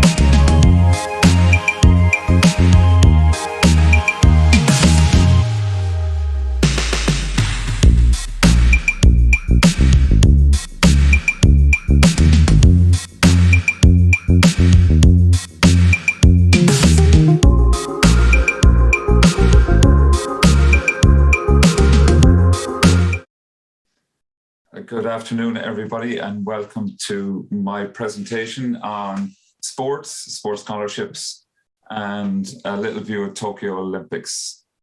So my name is Fergal O'Callaghan, and I'm the lead for high performance sports and scholarships in NUIG.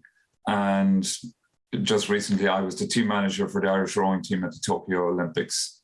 Hence why we're going to talk a little bit about that today on top of our topic of sports scholarships and sports within the university. So just an initial introduction to sport in the university. We have 50 clubs, maybe slightly more, currently participating in the university. So we cater for a lot of sports, some you may never have come across before, and some you might be very, very familiar with. Within that, we have 27 Olympic sports. And within our sports, then, we have a variety of high performance teams. We cater in all sports for recreation. And currently we have in and around 100 elite sporting athlete scholars in the university. So our sporting ethos in the university is that we'd like to nurture a culture of pride in performance, humility, in behaviour and pursuit of perfection. So we believe in looking after the person as a whole person, and we like to treat people in that way. You're not just a sports person for us. If you're competing for us, either on a scholarship or in any of our teams, we like to look after people as a whole person and make sure that when they leave NUI Galway, that they're prepared for the next part of their journey, whether it is sporting, academic, or into the market of the jobs. Okay, important thing about sport that we really believe in, especially in the setting of a university, is that it helps give a balanced lifestyle, and it gives us all a greater skill set to help take on whatever comes next in our lives. It's very important in our busy lives where there's a lot going on and we have screens and gadgets and phones and stuff for doing everything, where it's very hard to get downtime, is where sport really comes in and helps everybody. So it gives you some me time. It's just some time to forget about everything, lose yourself within your activity and have a bit of enjoyment. It can also give you extra skills to succeed in life. So the skills of coping with failure, for example, the skills of working in partnership with teammates. It's also a great way to socialize and make new friends for those people that are coming to Galway for the first time. It can play a big part in how you settle into university life.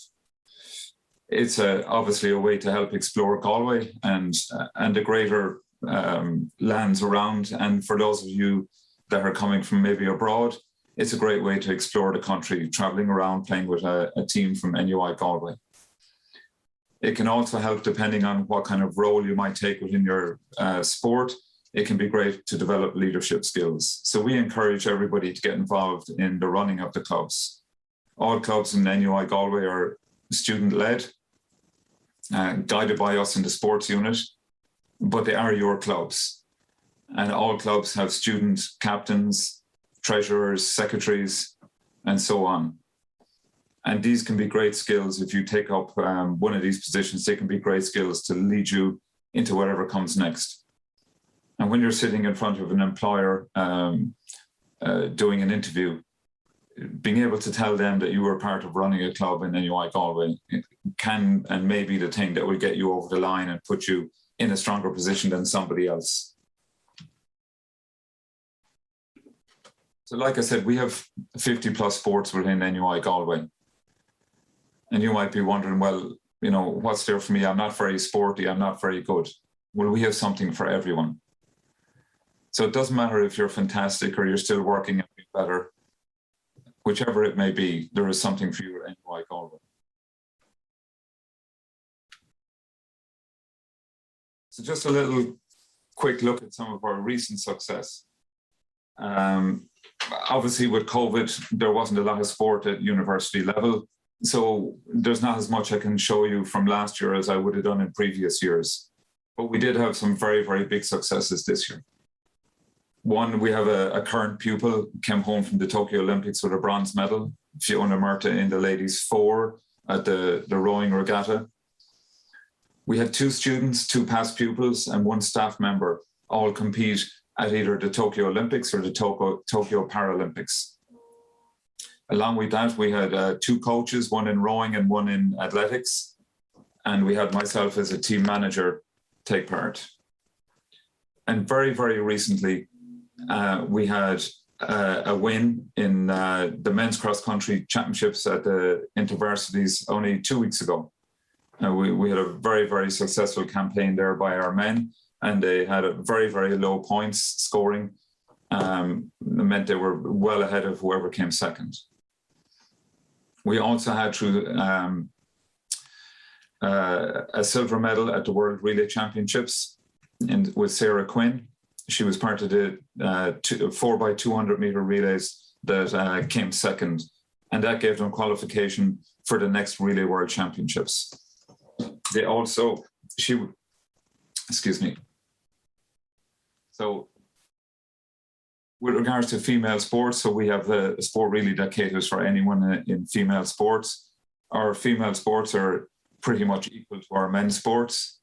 Some of our female sports are stronger than what we have in our male sports, and vice versa. But we have pretty much a 50-50 split between men and female sports, and we have pretty much a 50-50 split in participation levels. And also at scholarship level, it's pretty much 50-50 on our split between females and males. And all those 50-50 splits, they're not something that we set out to achieve on purpose. That's just the way that it is. And for our male sports, again, like our females, we cater for pretty much any male sport that you might think of. And we can see here, this is a picture of our current university male cross-country champions.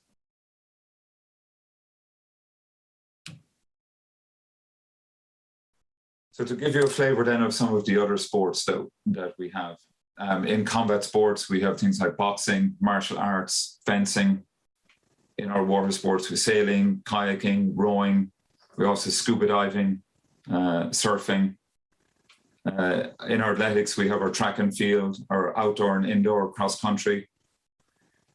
And in our fun programs, we have a program that's called the President's Cup, where students from the different colleges within the university compete against each other in a more fun type competition.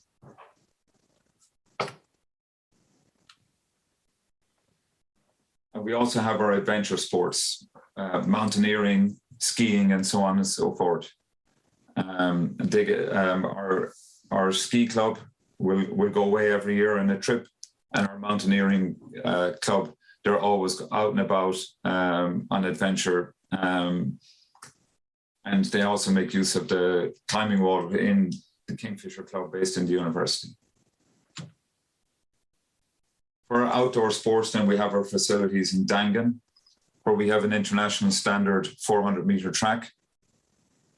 We also have our playing pitches for Gaelic football, hurling, camogie, ladies Gaelic football, rugby, soccer, hockey.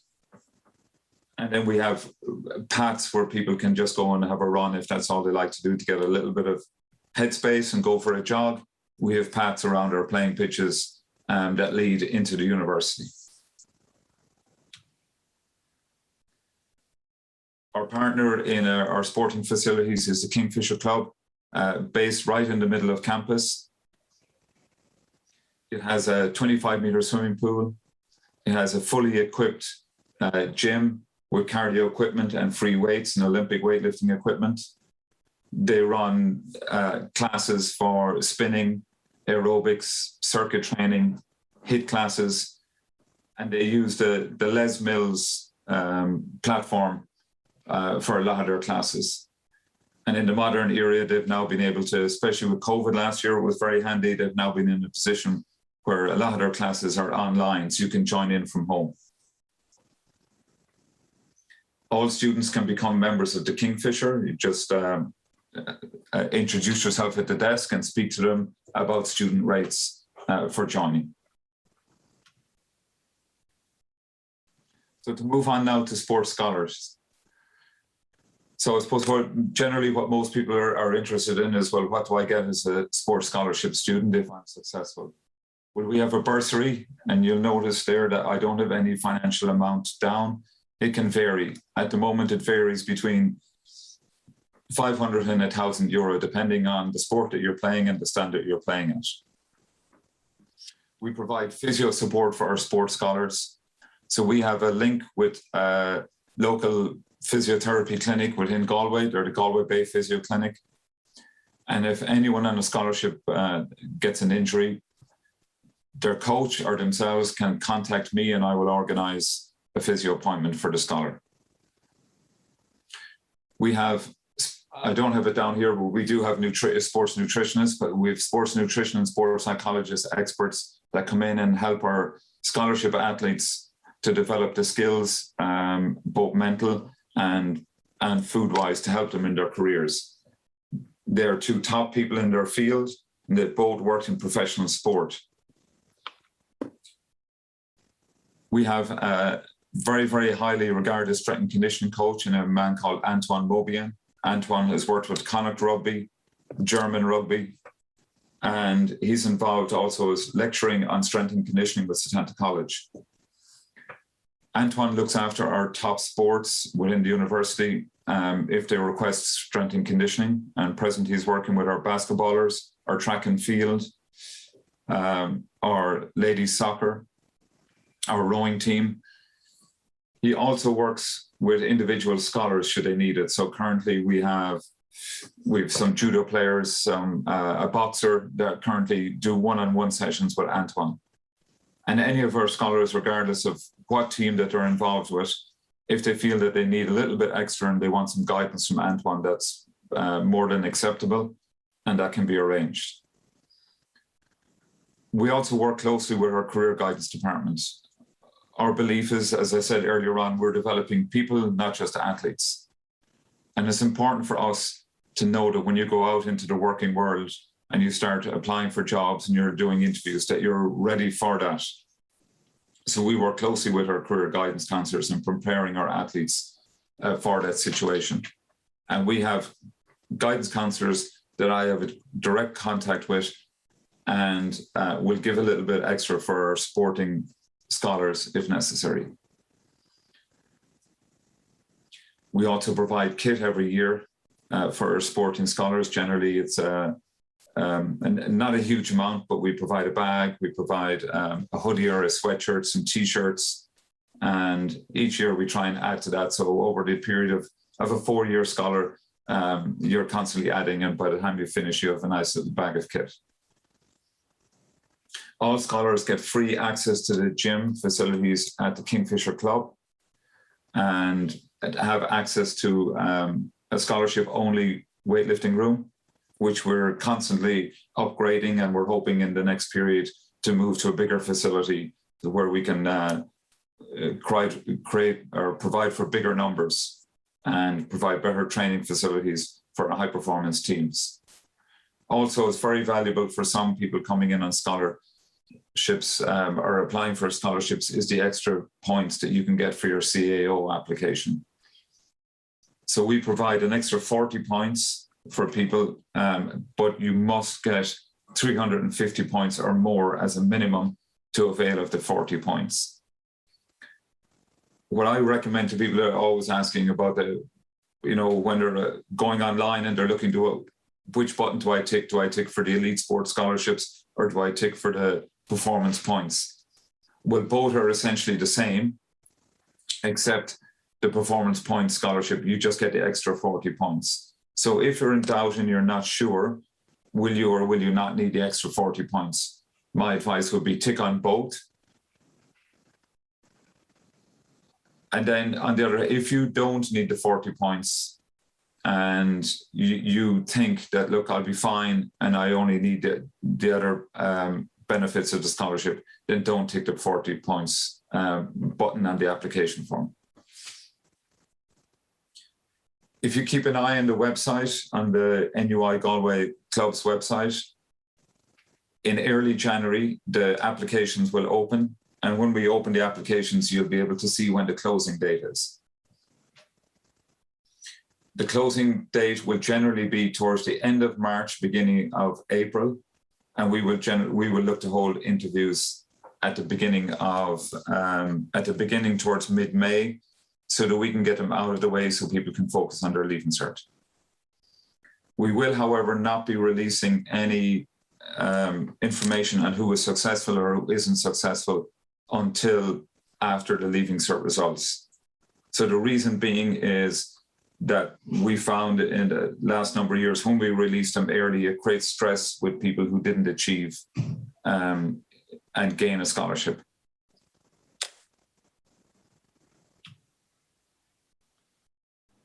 So if you are going to apply, you must be a new entrant in 2019, or you can be a current student within the university, or you are a student transferring to NUI Galway from another university, or you are hoping to do a postgraduate course within the university. And as I said earlier, if you want the performance points, you need a minimum of 350 points in your CAO. And again, just to repeat a few things I've already noted, only online applications will be accepted. if you successfully submit an application, you will receive an automatic reply. Now, what I will say here is be very careful what email that you use when you're applying.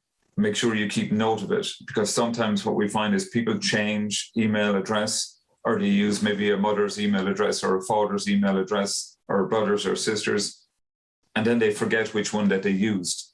And they end up not knowing that we have sent information on the scholarship, whether it's they're successful, unsuccessful, or we're inviting them for an interview. And we get a lot of emails every year, people saying that I didn't receive any information. And what we found is they maybe used a different email when they applied, or it's gone into a spam account. So if you have applied, again, make note of the email that you used, keep an eye on that email address, and keep an eye on the spam account in that email address as well. Under no circumstances will late applications be accepted. So you need to get in by the closing date. Now, my suggestion, people are always trying to get in early, but my suggestion is leave it as late as possible. Because if you apply in January and then at the end of March, something happens and you've achieved something that you want to add to it, it may become difficult or you may forget to add. So leave quite late in the application process so that you can get everything in on your application form. And as long as you get in on time, you'll be fine. We don't really know who's applied early and who's applied late, as long as you get it in on time. So the interviews will be held generally in May, and results will be revealed after the Leaving Cert exams. Okay, so I think I've covered everything to do with the scholarships, and I've given you a little bit of a brief overview of the sports within the university. So again, I was asked to just maybe talk a little bit about the Olympic journey this year. We had quite a successful one from a university point of view, in that one of our students got a medal. We had a past pupil in the same boat who got a medal, a bronze medal. And then we had a couple of other past pupils and current pupils compete, as well as staff. So as I said earlier, I was the team manager for rowing. So I'll give you a little bit of a flavor of the journey that the rowers had. So in the screen, you'll see there's two pictures. The picture of the lake is the lake that we went to in Italy for our training camps before we went to Tokyo. It's in a place called Varese in northern Italy. It was the venue for this year's European Championships.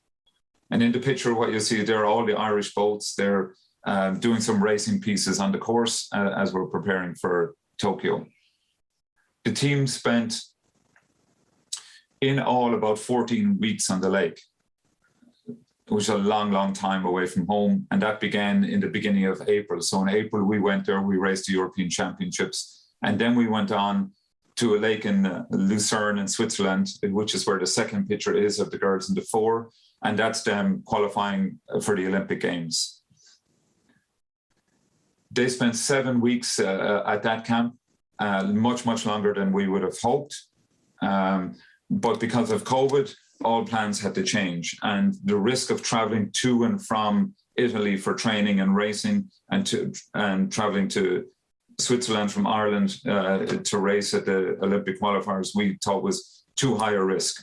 So we decided the best thing to do was stay in Italy and keep the risk as low as possible. A little bit just on the COVID then, as I mentioned it. So the COVID caused us great fun, I suppose, for the year. We had to really balance things out and really look at how we were going about all our training, all our traveling, to make sure that we were in the least possible risk of anyone within the squad catching COVID. You see there a picture of one of the athletes in a room in a hotel in Varese on training camp, getting COVID tested. So these guys, they tested a crazy amount of times.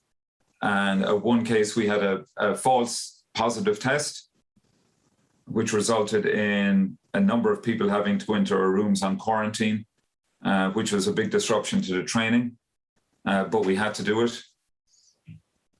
But once we realized it was a false positive, we did a few extra tests and we got out of quarantine within 5 or 6 days instead of 14 days. But it is a disruption to all the training. And because of that, we went through a period of 3 weeks where we did antigen testing every single day. So we had a little thing stuck up our nose and down our throat every single day for 2 to 3 weeks, just to make sure that no one was going to get caught in a situation where they had COVID. And if they did, that we could nip it in the bud and isolate as quick as possible so nobody else in the squad would have been at risk. In the other picture, you'll see all these cabins. That's just to give you an idea of the scale of the COVID testing situation in Tokyo. So all those cabins is where I used to every single day when we were in Tokyo drop off the COVID test results or the COVID test saliva packs for the testers. And we did every single day at a certain time, every single day. And that's, I said, that's the scale at which it was. You can see all those porta cabins. That's how many people that they had testing to make sure all the athletes could be tested every single day in the village. We were very, very lucky that we had nobody positive. We just had our false positives. And we were very lucky as well on our journey to Tokyo from Italy. We got ourselves in a situation in an airplane where there was lots of space on the plane, and we managed to isolate ourselves from the most other people on the plane and create our own little bubble within the plane. Because what we found out later is 2 of the teams that we had originally been sitting close to on the plane, one of them tested positive, and all those 2 teams had to go into isolation before the game started. And one of the teams almost were not able to take part in the games as a result. But when we arrived in Tokyo, then we went to a holding camp in a place called Fukuroi. It's the very same place where the Irish rugby team stayed in the time when they played the World Cup there a few years back. So just a little flavor of what happened in camp. You can see up on the top left-hand corner, the rowers are on the rowing machines training. We had no access to water in the camp. So again, once COVID hit, all plans had to change. Our plan originally was to go to the Olympic training course or race course and train on it before the game started. But with COVID, our time allowed in the Olympic Village was restricted. So we joined the track and field, the triathlon, the badminton, and many other sports in the holding camp in Fukuroi for a 5-day training camp before we went into the Olympic Village. So then what we had to do is we had to source rowing machines in Tokyo and rent them for the period that we were there. And you can see the squad there training on them. In the middle one on the top, you'll see we had one day for a little bit of fun and a change of scenery. We had a chef show us how to make sushi. And then there's a little picture there of Thomas Barr, the 400-meter hurdler. For those of you that are into athletics, you'll probably know him. And he was on camp. And we had critters going around camp as well that we obviously wouldn't see in our country. So that's a picture of a snake just going around the grounds just outside the restaurant where we used to eat every single day.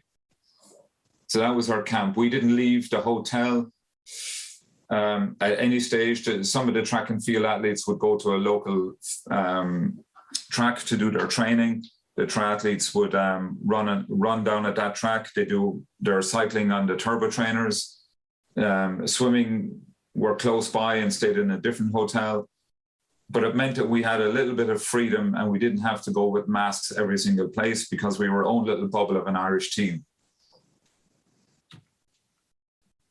So when we went into the village, this is kind of what we're greeted with. The top 2 pictures on the left, we have the restaurant where we ate every single day. In normal times, it would hold 4,000 people, but in COVID, with the separation, it could hold 3,000 people at any one time. It was open 24 hours a day, 7 days a week. So you could go in there any single time, and it was all buffet, and you could pick up anything from American-style food, European-style food, Middle Eastern, Indian, Asian, you name it, they had it. And in the picture then, again in the canteen is, you have the rowers, the swimming team and the Irish rugby setting aside men's team, all eating together. And we used to kind of create our own little bubble in one corner of the restaurant to keep ourselves as safe as possible. And you can see from the buildings the scale of the Olympic Village. So the bottom left-hand corner, that's about 1/4 of the size of the Olympic Village. So that's one little quadrant. Looking from my room in my apartment, and the building with the flat roof, that's the restaurant where we used to eat all day. So you can see the kind of scale that the restaurant is by the size of the roof. And you see there's a picture here then with the building we were in with the Irish flags, and we shared with the Swedes, Finnish, and on the top where you see not so many flags, that's where the Israelis stayed. Any one of you that might be into politics, the Israeli situation was very interesting. We were not allowed up onto their floors. They're considered a security risk ever since there was a kidnapping and a hostage situation in the Berlin Olympic or the Munich Olympics. So every time they left the building, they had to wear tracker devices so they could be tracked everywhere they went. And they had armed police and army officers on their floors. So because they were a high security risk. On the top left, that's just me taking an opportunity to take a photograph of myself with Rafael Nadal. So we had all sorts of superstars from different sports in the Olympic Village. And it was interesting just to see them being as normal, being like everybody else. But I couldn't risk the opportunity of taking a photograph. On the bottom right then, I'm sure many of you heard about these cardboard beds that we had. Everything was eco-friendly. Everything was going to be dismantled after Tokyo Olympics. So one of the things that helped in that was these eco beds made of cardboard, and everybody asked, were they comfortable? Well, a mattress is what makes a bed comfortable, and the mattresses were really comfortable, so that made life good. And then in the very middle, that's just me with Carolyn Hayes, the Irish triathlete. We are both a member of the same triathlon club in Limerick, so I had to take a photograph with her. So a little view of kind of what it looks like down at the Olympic rowing course. So for those of you that don't know, Olympic rowing venue is 2,000 meters long, and you kind of get the idea of the scale looking at the picture in the top left-hand corner. You can't see the start, and that's taken the big red boy is the finish line. In the middle, on the top, that's the girls 4 just being interviewed after one of their races. So after racing, they go and cool down, and you'll see the 2 lightweight girls with the famous Dominic Casey chatting on the bikes. And they both have iced vests on them to help their cooling strategy. And they would sit on the bikes maybe for half an hour post-training, post-racing, and then they would have to go through what's called the mix zone, where they do their media interviews, and that's the one in the middle. In the bottom right, that's a view of the grandstand on one side of the course. And unfortunately, most days that was empty because of the COVID situation and no spectators allowed, which is a real pity. I cycled one day the length of the course, and I saw all the fantastic facilities that they had for spectators. And it was just a little bit sad that they weren't allowed to be there. But at the end of the day, it was great that we had the games happen in the first place. And the bottom left, that's just the girls 4 with their coach. You can just about see him in the darker shirt, and that's them getting ready to go out and race in the Olympic final. The white piece of cloth that you see Emily holding, that's a vest that we had sitting in iced water, and they put them on just before they go out onto the water in hot conditions. Just helps keep the body cool a little bit longer so that they can perform a little bit better. And in the middle at the bottom, that's our 2 Olympic champions, Paula Donovan and Fintan McCarthy, with their coach, Dominic Casey, just going out and getting ready to race. So luckily enough, we had some really, really good success. So on the left-hand picture, that's NUIG student, Fiona Murta with her bronze medal. And then we have Paula Donovan with his gold medal in the middle. and Fintan McCarthy with his gold medal on the right-hand side, along with the Germans, or one of the Germans that raced against him with the silver medal. The two of them at that particular time are in an anti-doping or a doping control. So all winners will have to go through doping control, or at least one from every boat will have to go through doping control to make sure that they don't have any illegal substances in them. And we would have had I think we had 5 or 6 of our athletes throughout the Olympic Games had to go through doping control, and they ranged in time of sitting there waiting to do a sample from between about 20 minutes and up to 2 hours, depending on how long it took them. And just to finish off, we have a couple of pictures here.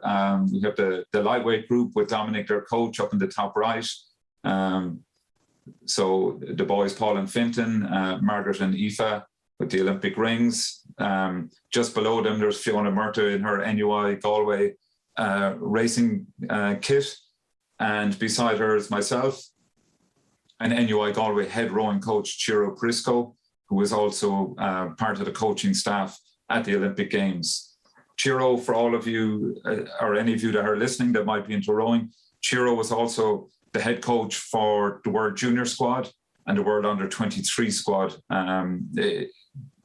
this summer also. And the Under 23 squad came home with 2 silver medals. So he was head coach for that group. And then the last picture, then the big group, that's the whole rowing team, all coaches and our physiotherapist. And there was 21 of us in all as part of the team. And that is the end of my presentation. And I am happy, I'm not too sure if there's any questions, but I'm happy to take questions if there's any coming in.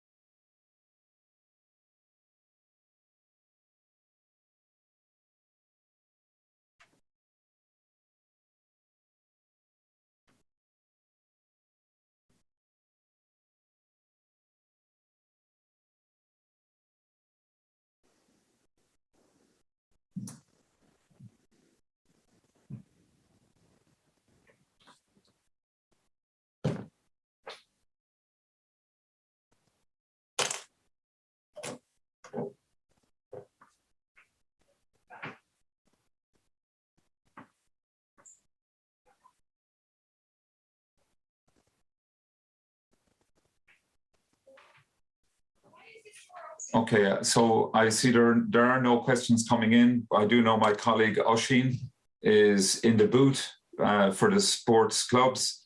So any questions can go to Oisín if anybody would like to do it that way. So thanks everyone for your attention, and hopefully we'll see you all in NUI Galway this time next year.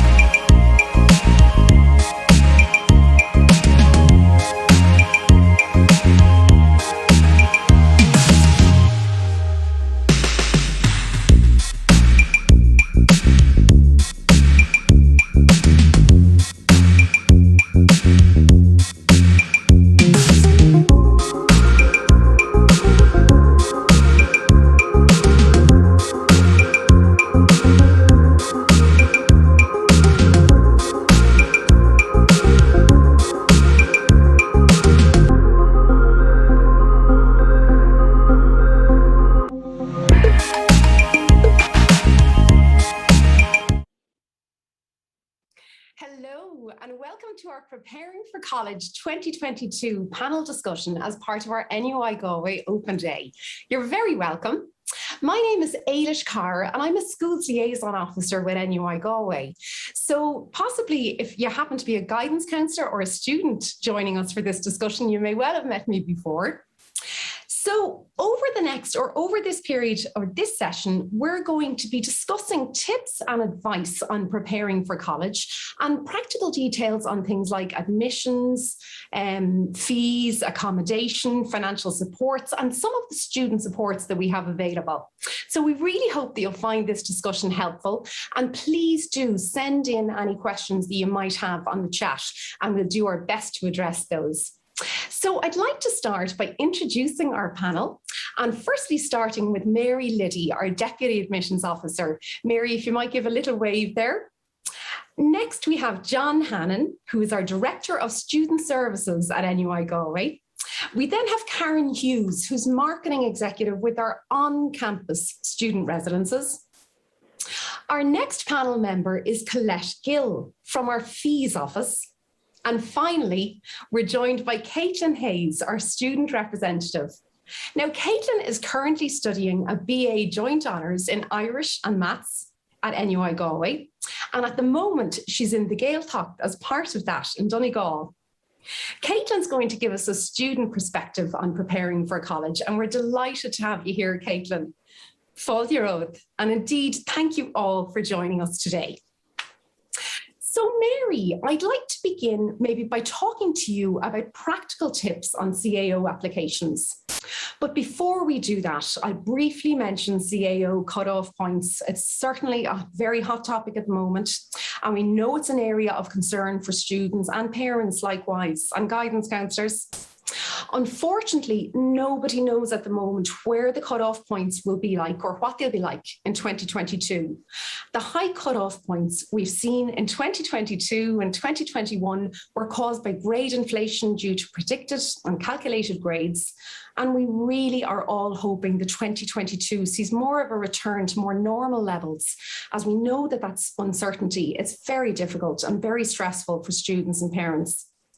As we don't unfortunately have the answers today on points, instead we're going to focus on some of the practical matters relating to making CAO applications that are important for all Leaving Cert students. So Mary, can I start by asking you to advise us maybe what are some of the important CAO deadlines coming up over the next few months for applicants to be aware of? Yes, Ailish.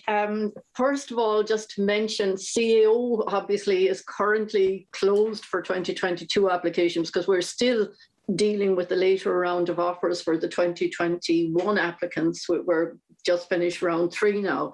So the opening date for 2022 applicants for CAO applications will be the 5th of November. On that date and after that, applicants for 2022 may go online and apply through CAO for their course preferences. February the 1st is the first closing date. Now, it is actually the closing date, and people who apply by February the 1st, which is most Leaving Cert students under the advice and guidance of their guidance counsellors in school, will obviously be able to apply online at a discounted rate. So it's very wise to apply by the closing date of February the 1st. At that point, you should, I suppose, put in as many courses as you know you're interested in. And for the full month up to the 1st of March, you can amend and change those courses at no charge. But it is important to put courses in when you apply at the 1st of February. There's a late closing day, I'll just briefly refer to that, of the 1st of May, but it's at a slightly higher fee. And I'm presuming most of you will have applied by the 1st of February anyway. And then you have until July the 1st to finalize your course choices.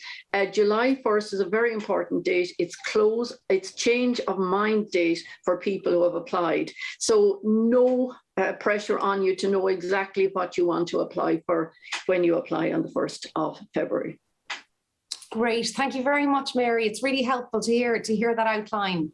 And I know that all of those dates are on the CAO website as well. So worth having a look at that and being familiar with those. Now, John, I'd like to come to you next. We know it's been a challenging time, certainly for students over the last year and a half, given COVID. Can you give us a sense of the range of student services that are available at NUI Galway for students if they might encounter challenges while they're with us, and perhaps starting with the services and supports offered during orientation? Great, thanks very much, Eilish. Yes, it's a really great time to talk about that, because the first part of orientation is just over.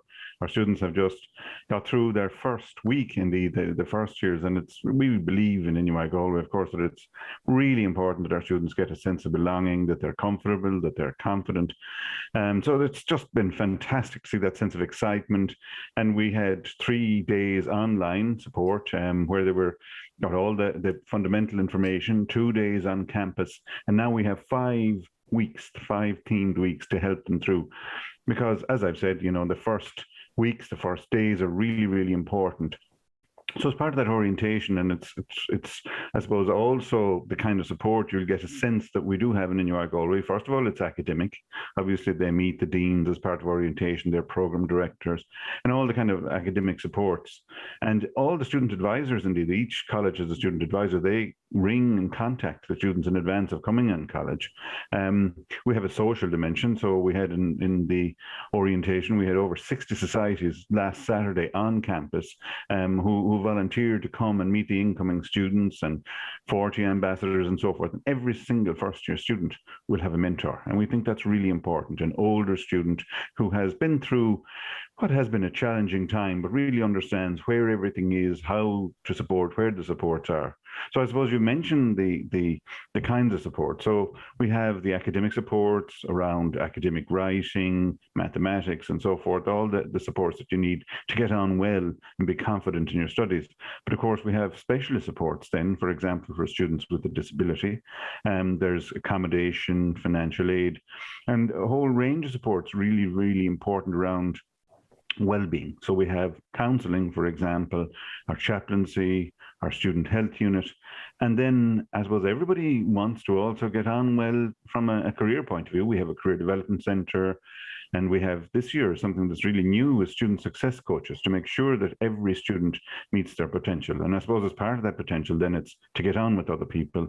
So, our clubs and our societies, we've over 100 societies, lots of opportunities to volunteer and so forth. So it's quite a range, and it's just great, as I've said, to be able to work with the students, the incoming students this year, and to make sure that they have not only a good time, but get on very well. Brilliant. Thank you very much, John. And I really hope that it's comforting to you, our audience, to hear about that very wide ranges of support services that we offer. Now, Karen, moving to you next. Accommodation can be another big concern for students and parents. Now, we have a wide range of accommodation options for NUI Galway students, and we do know that lots of our first year students certainly love to start off their time on-campus accommodation, which you work with. Can you tell us about our on-campus student residences, Karen? Of course, and hi everyone. So NUI Galway has 2 student residences, and they are Carr Village and Goldcrest Village. And we also have a third village under construction, actually, a 674-bed residence, which is due to open ahead of the academic year 2023-2024. So all of the residences are located on the university's North Campus. That's about a 10-minute walk to lectures. And they are self-catering apartments. So you're sharing a living and kitchen area with other students, up to 5 of them, depending on the apartment type and the village. And you have your own bedroom, unless you opt for a twin bedroom, which is a possibility in Carr Village. But in Carr Village, there are actually 7 different bedroom types that you can choose from when applying. And in Goldcrest Village, there are just 2. So there are a lot of options there, and the prices do vary depending on the room type and the village. But we have loads of on-site facilities for students. We have reception, security team, maintenance team. We have a shop cafe. laundrettes, common rooms. So really everything that a student might need is there. And we have lots of support to our residential assistance team. So there's students that are there to help if residents have any questions, queries, concerns, anything like that, they're there to help. Because it can be a daunting time transitioning to university life. So it's great to know that there's lots of people there to help. Thanks a million, Karen. That sounds fantastic. Now, I'm going to come to you next, Colette, to ask you about the important matter of university fees. Colette, would you be able to tell us what fees do parents and students need to be aware of? And also maybe when are they due for payment? Absolutely, Eilish, and thanks, and hello, everybody. So for your typical undergraduate degree programme, the fees are payable annually. There's 3 components to every undergraduate fee. There's a student levy currently at €140, which is payable by all students, irrespective as to whether they're on a grant or not. The next component of an undergraduate fee is a student contribution charge. It currently stands at €3,000 and it's payable by all students. However, if you make a means-tested application to SUSI, that's the Student Universal Support Ireland, and you're awarded a grant, they will pay that €3,000 on your behalf. If you don't qualify for the grant, you will have to pay it yourself. The third component to any fee is a tuition element, which in 99% of undergraduate cases is funded by the government. In order to be eligible, and it's not means tested, you need to be an EU national, resident in an EU member state for 3 of the last 5 years, and never been to 3rd level before. So in a nutshell, if you qualify for a grant, you pay €140, which is payable on or before the 31st of October 2021. If you don't qualify for a grant, you pay €3,140, which is payable 50% by the end of October and 50% by the end of January. And then if you don't qualify for the tuition to be paid, you could be a second chance student. What we mean is you're taking a second degree, or you could have been in 3rd level before and dropped out and hadn't completed your programme. So you would have to pay full course costs, which again would be payable 50% by the end of October and 50% by the end of January.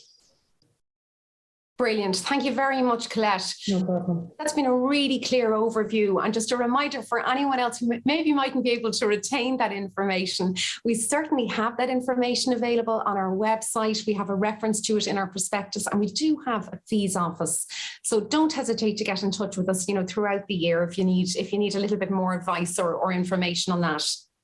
Now, over to you, Caitlin, for a student perspective, which is really important on preparing for college 2022. And thanks again for joining us from the Gaeltacht in Donegal. Can I start by referencing the fact that you did an excellent leaving certificate in, I think it was Scolwera Agus Ida in Limerick, and you received 5 points. So well done on that.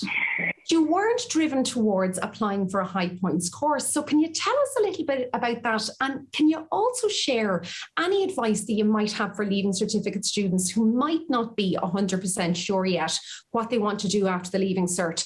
Just to mention, I know I've said to our audience earlier, we really encourage you to send in your questions via chat. But Caitlin, just to mention to you, that was a question we actually saw coming through some of our earlier panels. So it's certainly of a lot of interest to people today. Perfect. Yeah. So as Eilish mentioned there, I knew that I was going to have a general academic success, but wasn't driven by that. For me, my goal was in life is to just be happy with what I'm doing. And I knew I could have done medicine or physio or financial maths, whatever, but that wasn't what I wanted to do. I'm a people person. If you put me in a lab all day, every day, I'll come home and I'll cry myself to sleep because that's just not what I'm into. So I knew when I was in school, all through school, wanted to be a teacher. That was all I wanted to do. In 6th year then, did toy with the idea of financial maths, okay, maybe office work, and also toyed with them with the idea of going into media. So as you can see, they're 3 completely different, broad spectrum of no idea. There's no one course you can go into that will cover you everything, except arts. So arts was the only thing that by going into it, my options were still so open. And there's always sometimes a little bit of snobbery about arts because, oh, you're only doing an arts course, but arts is brilliant. There's so much to do with it. So in my first year, I chose Irish, I chose maths, and I chose Cummersod. That way, Cummersod is, just for anyone who does not know, that is media through Irish. So Cummersod is the Irish word for media. So I still had that avenue open. Irish and maths could teach them if I wanted to go on and do my PME afterwards. And then with maths, then if I did want to go into that financial maths sector side of things. So before I had decided it was an arts degree that I wanted to do with my CAO, I went through the whole book. I got a highlighter, highlighted everything I wanted to do and wrote them down on sticky notes, and then just put them all. And then, okay, I didn't write down the points that were on any of them, just ideal scenario. If I got my top choice, I wanted to do arts in NUI Galway. If I wanted to do second, third, and I was moving them around. I came home and I had them up on a board that every day, because we all change our minds every day. That's what we do. We're young people. Everybody does. So I knew that happiness was the most important thing to me, and make sure that's the most important thing on your CAO. Ideal scenario. Don't worry about points. Ideal scenario. This is my first choice, second choice, third choice. If you are not sure, like me, choose your arts degree, because you can go down any avenue after that. You're not limited at all. And I'm so happy that I've done that, because teaching is what I thought I wanted to do, but now I'm really thinking of going down the media route again. And while I'm here in the Gaeltacht on my Erasmus Gaeltacht, I am getting the chance to explore that avenue again. So I'm delighted with what I've chosen. Oh, Caitlin, it's really, really heartening to hear that. So very much, and certainly as a schools liaison officer, and with my colleagues Caroline and Grania that you may have seen on a couple of the panels earlier on, and that comes up regularly when we're out in schools. And certainly we do feel sometimes with arts there can be a little sense of that phrase of wasted points, and we're really trying to address it, because you're never going to be wasting your points studying in an area that you're really passionate about. And you're certainly likely to do much better in an area that you're interested in and passionate about, as well as enjoying your life more. So really delighted to hear that advice coming from you. Thank you very much. Now, coming back to you, Mary, following on from that advice from Caitlin just now, from her, I suppose, student perspective, would you, as our Deputy Admissions Officer, have any further or other advice for students around how they should fill in their CAO form?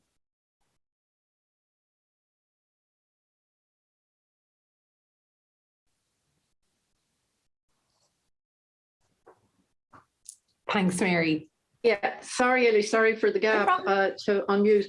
Yes, certainly, Caitlin gave very good, very admirable advice there, and very much to be taken on board.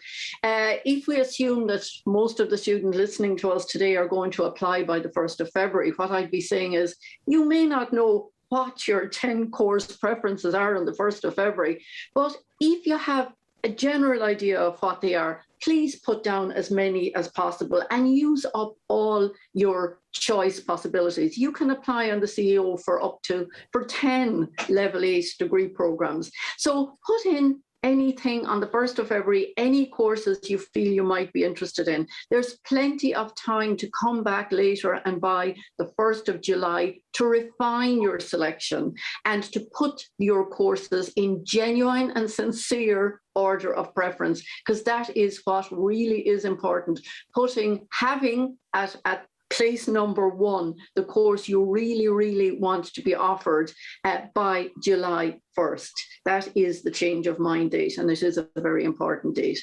So the other things I would say to people about filling out the CAO form and about their liaison with CAO is to respond at all times when CAO asks you for information perhaps about your Leaving Cert number. It's really important to respond and not ignore those messages, because if you don't supply your Leaving Cert number as soon as you have it, there will be no results to be picked up when the results become available. So also when you're applying on the 1st of February, to tick the here or the dare box if you're applying under those schemes. Now, when you apply on the 1st of February and put in the courses you think you're interested in, you actually have a whole month to add to or take from those courses. So there's plenty of scope, but at the end of the day, make sure you have the course you most want in first and thereafter second, third, and so on. And do make sure that you endeavour to find out as much as possible about these courses. There's plenty of opportunity for that between November and indeed the 1st of July. So it is important to have researched the courses you want, to use all of us, people in the university, people in your schools or schools liaison officers, to familiarise yourself as much as possible with the courses you've applied for and indeed with the requirements for those courses. Thank you, Eilish. Thank you so much, Mary. Lots of really helpful advice there. And one other point that I might mention there, now I know our NUI Galway website is a little bit down some of the time today, but from next week on, a really good, I think, helpful piece that we have, just following on from having listened to Caitlin with her insight there, is a podcast series called our Student Voices podcast series. And that's accessible from nuigalway.ie/CAO. And that has a range of students who are studying different courses at NUI Galway, talking about what it's like to study the course and what it's like to be a student at NUI Galway. So that's another great way to get an insight into the courses, as well as kind of finding out about, I suppose, the details of the course from an academic perspective. So, John, can I come back to you? Now, Karen has given us earlier an overview of our on-campus accommodation. Can you tell us about any other accommodation options that are available for NUI Galway students, and maybe share any advice that you might have for parents and students on this? Mm-hmm.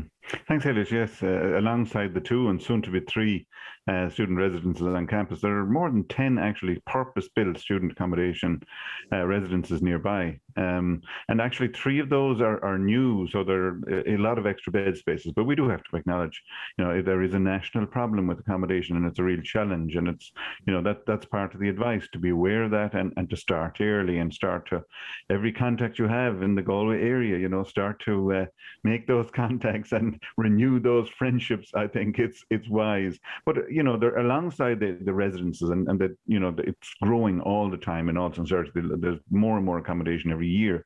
There are rented houses, and there's the traditional digs, of course, and apartments and hostels. And I suppose that's the other part of advice, that people would start to think, what your actual need is, because for some people it may be just short term. They may just want, to be in college 3 or 4 days a week, and that might be for them. But others might be from further away, and they have to be here 7 days. They may be international students and so forth. So I suppose the closer you are to the university, the more expensive it is, broadly speaking. So as I've said, there are more than 10 purpose-built student residences. And all of that is readily available. You can just look at the Accommodation and Welfare website. I'll give the website in a moment, but they're listed, and you get a sense of the residences. It's at a point now, I suppose, where we're getting towards the end of this year, but you'll see all the various names, Dunoris and Menlo Park or Centre Point and so forth. So there's lots of them there. So alongside that, we actually have 2,000 properties on our database in accommodation and welfare. So we're constantly in touch and so forth. And our accommodation services officer are happy to offer advice to any student or any parent, indeed, how to secure it, how, if there are any issues, indeed, that arise between students. And another piece of basic advice, certainly I needed it myself in my own day, I have to say, is just to start learning how to cook well. Because if people have the fundamentals, the roof over your head, and you have the food that you like, and it's a great way to share, to talk to people and so forth. But it can be challenging for those myself who would burn the water if they didn't get a little bit of preparation. So I suppose it's important, to not to panic. There's increasing residents coming available, but it is a national challenge. So start to think about it. What's the need? And to have a look at the options, it's nuistudentped.ie/accommodation. So you can just Google it, you'll find it on our website. But it's really useful. There's a database there. You can search and see what is the accommodation available. You can get messages sent as new accommodation becomes available and so forth. That's very useful, practical, but maybe more important in lots of ways is the human side of it. So Shane and Angela, who are working there, are just wonderful people, and they're actually on the booths today. So if anybody wanted to touch base with them, they can, or indeed just to Google the website and get in touch. Thanks a million, John. So it sounds like lots of options there, but absolutely do not leave it until last minute to start having a look. Have a look at what options are out. Do your little bit of research on that. Chat around any links that you might have. And John, your hot tip there was get moving on developing those cooking skills, I think. So thank you. Karen, can I come back to you just for a tiny little bit more detail about the on-campus student residences? Can you tell us how and when students who would like to apply for these, how and when do they apply for them? Sure. So applications for Carr Village and Goldcrest Village usually open in February each year. And at that time, links to 2 application forms will be on our website. That's campusaccommodation.ie. There's 1 application form for Carr Village and 1 for Goldcrest Village. You can only apply for 1. And applications open for a specified number of weeks. You can apply anytime within the period. And after that, rooms are allocated by a computer-generated random lottery. So it's not on a first come, first served basis. Brilliant. Thank you very much, Karen. Now, Colette, can I come back to you for a little bit more detail about Susie, which you mentioned earlier? Would you be able to tell us how students and parents can determine if they or their child are eligible for a Susie grant? I can, Eilish, but I would always advise students to go directly to Susie. Now, they were supposed to join us today, but unfortunately they couldn't make it at the last minute. But they did give me an email address, and I'll just call it out to you now. It's customer.services@susie.ie. They also have a very good website, and I always recommend students to go onto the website. They have a ready reckoner there where you can input your financial details, and it'll give you a general guideline as to whether you'd qualify for a grant or not. The application process usually opens on the 1st of April and closes around the 1st of July. So even though you won't have your 3rd level place at that point, we would strongly recommend that you go ahead with the grant application process so that you're 95% there and you'll have an idea as to whether you will be funded or not. Excellent. Thanks very much, Colette. Now, Caitlin, can I come back to you on a different topic? Can I ask, in your opinion, what are some of the challenges that might face students when they transition from being a 2nd level to a 3rd level student? I think the biggest challenge is probably having all of the independence that you finally have once you get to college. It seems like you're thinking about it so positive. You're like, yes, get to move out of home. I can do what I want. Don't have mom looking over my shoulder at everything I do. And that sounds great in theory, but in practice, as John mentioned, you're cooking for yourself. You're cleaning for yourself. Everything is up to you. In school, we're spoon-fed notes. You're told exactly, learn this essay and that'll come up in the paper, learn this poem and you'll be sorted. Everything is up to you. You are completely independent, and that comes to your learning as well. Lecturers aren't going to make you do anything. And I'm sure there's leaving cert students who are like, yes, I don't have to do anything. The lecturers won't be ramming anything down my throat. But you still want to get the best that you can possibly get. So it's up to you to put in those hours in the library, to do your little bits of work. And it's doing that little bit, staying on top of it. Nobody wants to be in the library all day, every day. And believe me, you do not have to be. But just doing your bit all the time and just keeping on top of it while also managing that, because social life is obviously so important once you get to college. It is a priority. So it's just, I think, a real difficulty is balancing. You still want to keep your academic strength as strong as possible, but also still getting used to that independence, because it is the start of a new life, a new journey, and you need to embrace that. So definitely, while trying to tackle and keep on top of all of this work that nobody's making you do, but you really should do and definitely do it, you still do need to comprehend and come to terms with the fact that this independence is a good thing. So it's just getting that balance right. It is very difficult. And look, there will be weeks where you might spend too much time in the pub. Don't tell my mom I said that. But and there, it is just finding that balance, because you can. But then also reining it back the next week and say, oh, look, I must get the notes then from the lads that did that work that I didn't do. So it's just coming to terms with that, and everybody's in the same boat. So it's just being okay with asking, talking to lecturers. They're there to help. And there's all of those, as John mentioned, you'll have a mentor. Ask them, how did they cope with it? Everybody's been through it. You're not alone. And just asking for that help if you need it, because there's more than enough services there to help, and they want to help you. Brilliant. Thank you very much, Caitlin. So don't feel overwhelmed. You're not on your own, but keep on top of things and certainly ask for help. Thanks a million for that. Now, John, just one more question to come back to you on around financial support. Can you tell us about any financial supports that might be available for our students if they run into financial difficulties while they're with us at NUI Galway? Mm-hmm. Okay, thank you. Yes, I mean, we take pride in NUI Galway, I suppose, in supporting our students alongside the opportunities to develop. And it can be hard to do that if you haven't got money. It's a fundamental. And for some, we have a number of different funds. They all come under what we call the financial aid fund. But one is for the unexpected, and that can happen. A parent loses a job, you break a leg and you have to get taxis to college. Something happens unexpected in the last 12 months, there's a financial issue. So we have a hardship emergency fund. And every single person in that fund is met individually. They're assessed, and they're also helped with budgeting. And that's a very important aspect of life. It can be difficult to manage funds. So that's an option there. But the hardship emergency fund is one.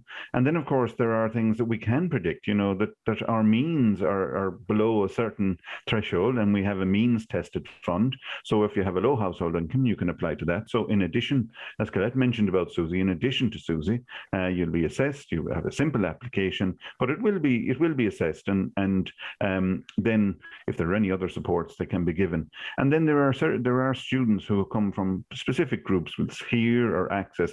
So those students, for example, have just got their first. There were, I think it's 600 of them in the last couple of days who've just got their first funding at the starting of the year, around that end of it.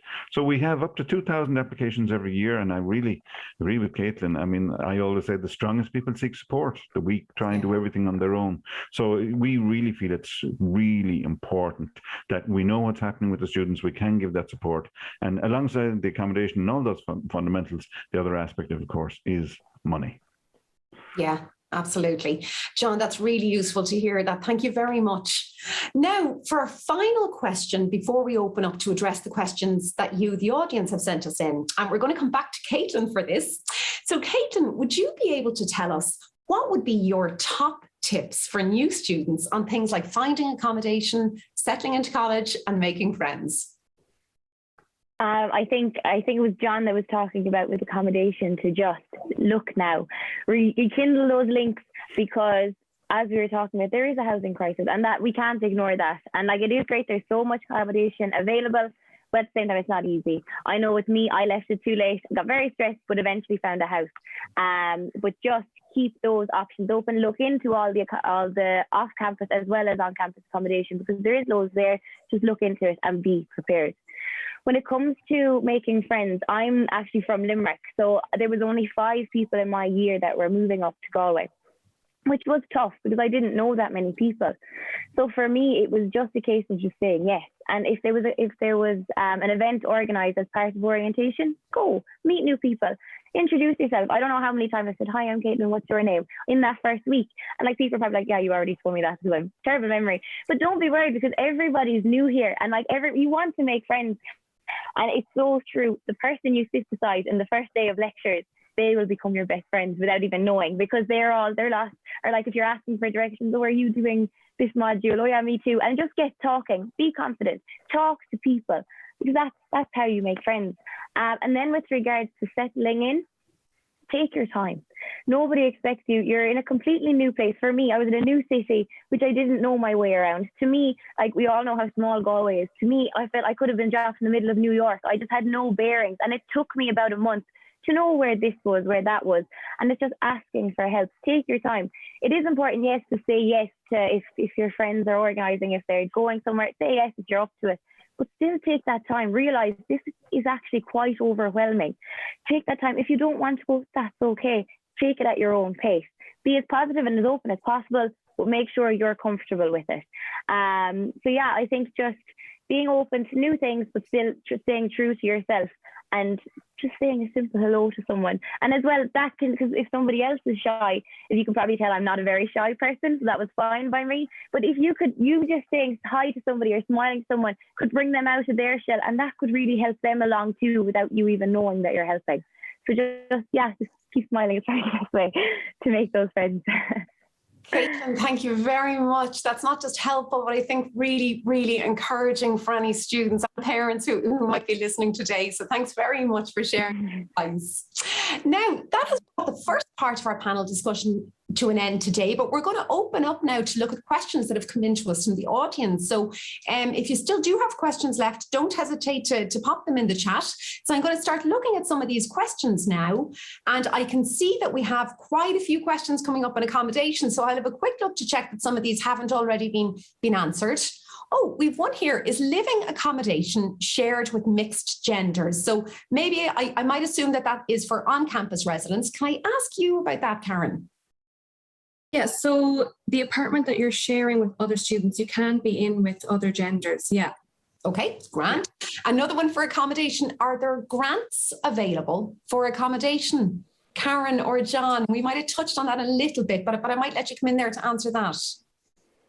Yeah, well, grants wouldn't feed directly into the payment for campus accommodation. Okay, and I think one thing to keep in mind might be, John, when you mentioned earlier about the financial support. So if we have students in accommodation and there's a potential difficulty during the year, just to be aware that there is a fund that they can apply for, not guaranteed, but certainly supports that they can apply for maybe. Exactly. I mean, there are things that are listed that you can get financial support for, and accommodation is one of them. So we look at people in the holds. We look to see, what is their need? We meet with them, or they make an application, they say what they need. And if accommodation is one of the issues, by all means, but we look at it in the round, I suppose is the proper way to put it, and make sure that, if they have financial need, we will do our best to support them. Thanks, John. Now, one for probably Karen again. What date do you have to pay the deposit for the accommodation on campus? Our booking deposit and cancellation policy is actually under review at the moment. So we'll have details posted on our website, campusaccommodation.ie, in the next few months. Previously, you paid a booking deposit to secure your room, but I can't confirm any details at the moment, but keep an eye on the website is the best advice I can give at the moment. Okay, thanks, Karen. Now, we will get to the end of the accommodation questions soon, but I'm just going to bunch a couple of them together here. You might have already touched on this, Karen, but maybe a really quick recap. How do you get on-campus accommodation? Is it a lottery, and when does it open? And related to that, I can see somebody else has asked later, how many people are chosen from the lottery for on-campus accommodation? So is it a lottery? Okay. How many people, and when does it open? Sure. So it is a lottery system, and we usually open applications in early February. And in total, we have, I think it's 1,193 beds across Cara Village and Goldcrest Village. So that gives you an idea of capacity. But yeah, so we open the booking system for a period of a few weeks, and you can apply any time within that period. It doesn't matter if you're the first person to apply or the last person, you're not numbered on the list. And then the allocation of places is randomly done after that. If you aren't successful in the room offers, you automatically stay on the waiting list for the village that you applied for. And just while I'm talking about applications, it kind of ties into rates.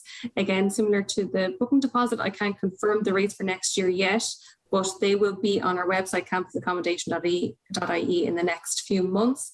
They may increase in line with inflation, but just keep an eye on the site and details will be there. Also, I should mention there is a utilities charge, which this year was €375. And in terms of the accommodation fee payment, I mentioned earlier that the fee varies depending on the room type that you choose and the village that you choose. And there are 3 payment options similar to this year. You can pay in monthly installments, you can pay in 2-part payments, or you can pay 1 full academic year fee. So there are a few options there in terms of the accommodation fee payment. Okay, thank you. Now I can see 2 more questions in accommodation, but just to give Karen a little break there, we're going to move to another question on, and this one we'll come to Colette with. So Colette, what fees, apart from student contribution, do Susie cover? So if you qualify for a grant, and it was interesting when you asked the question earlier on about whether there was funding available for accommodation.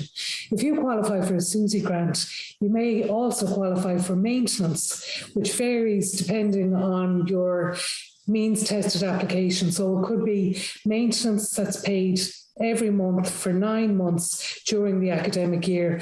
And there are various rates going from F1 to F6. Meaning F1 is the highest at 5,900 and F6 is the lowest at 1,900. So you would get a monthly payment from SUSI to cover your living expenses, along with the student contribution charge of 3,000. Excellent. Thanks very much, Colette. Karen, we have 2 more questions that need to be addressed on accommodation. And the first one, I think you've probably already touched on it a little bit again, is on-campus accommodation prioritised for first years or complete lottery for all years at once? It's a lottery system, yeah. It is very popular with first years, but it is a lottery system. So it's completely, it's a random selection. It's computer generated. Okay, thanks, Karen. Is there an age limit on accommodation on campus? Now, from this person who's asking, they're noting, I will be 17 in April and plan to enroll in September, and I'm coming from Donegal. Would there be any issues about age there? No, there wouldn't be any issue with that. Okay, thanks, Karen. And another one has come in. Are you able to choose what kind of room you get? Yes, so in Carr Village, there are 7 room types. So that ranges from a twin with a shared bathroom right up to a double ensuite. So the price obviously goes up in line with that. So there are shared bathroom options and ensuite options. And in Goldcrest Village, there are just 2 options, a single ensuite and double ensuite. Okay, and as each time we close an accommodation question, Karen, we're getting another one coming in. No problem. Can you get the booking deposit refunded if you end up not going to NUI Galway? So unfortunately, I can't confirm details on that this time around because it is under review. But the best thing I can say right now is just to keep an eye on campusaccommodation.ie, and as soon as we have the information confirmed, we'll have it up there on our rates page, the booking information rates, all of that will be there for you. So keep an eye on campusaccommodation.ie. Yes, exactly. Can you have overnight guests in on-campus accommodation, Karen? Yes, obviously due to restrictions during the last academic year, we were working in line with restrictions, but yes, overnight guests are permitted this academic year, but they need to be authorised by management. So you need to fill out an application form. Okay, thanks, Karen. One more here. Is there a difference in price for accommodation if you pay all at once as opposed to monthly rates? Well, again, I'm sorry, I can't confirm for the next academic year. So watch this space, really. Yes, exactly. That campus accommodation. So maybe even come back to it in a couple of weeks, Karen. Exactly. Or even if you want to email us on info@campusliving.ie, rather than checking the website every so often, in a couple of months' time, we should have more details as we move further along. Brilliant. Thank you. So while we're still able to answer some of these practical questions around accommodation, because the policies are under review, keep an eye on campusaccommodation.ie. Maybe come and have a look at that in a couple of weeks. Applications won't be opening for another few months yet until probably next January or February, but certainly keep an eye before that. But just hold off a couple of weeks maybe to look at the campusaccommodation.ie website. And that email address, Karen, that you mentioned again was info@campusliving.ie. So I'd say if you're thinking about booking campus accommodation for the next academic year, I'd start looking at the website and doing your research probably pre-Christmas, get an idea as to which village you might prefer, what room type. And also if you want to take a look at our YouTube channel, if you search for Campus Living NUI Galway, you'll find loads of walkthrough apartment videos. So that's a really good way to get a sense of the various apartment types and, get a feel for what option you might like to go for. So that's the best thing to do right now. And then as we approach February, obviously keep February in the back of your mind as the key time, but just do your research now as much as, look at the information we have available over the next few months. Brilliant. Thanks a million, Karen. And it really is nice. I think particularly during this year when so much of it has had to be virtual, I think we're absolutely all looking forward to getting back to things in person. And I know something to note is that, just in case it hasn't come up at earlier panels, is that we're delighted to say we have our campus tour facility has reopened up. And that's going to be running from mid-October on Saturdays. I think it runs from 11 a.m, 1 o'clock and 3 o'clock. And you can book that from our website. Probably go to nuigalway.ie/CAO and you'll have a link to book that. But I think in the moment, Karen, it's certainly really nice for students to be able to take a look at even those kind of video walkthroughs of the campus accommodation. Just gives them a visualize, maybe plan out how they might decide to decorate the room as well. Yeah, go for it. Yeah. And it's not a good idea to leave it until you're applying in February to start looking at the different accommodation options. Look now and get to know the different options, so you're kind of ready to go then when applications do open. Brilliant. Thanks, Karen. Now, the last question that I can see left for us to answer at the moment, and you'll be very glad to hear it's not an accommodation question. And this is probably one for John. John, are there supports for people with anxiety? Yes, I suppose yes is the short answer. Anxiety I suppose it's one of the big features of our age, absolutely.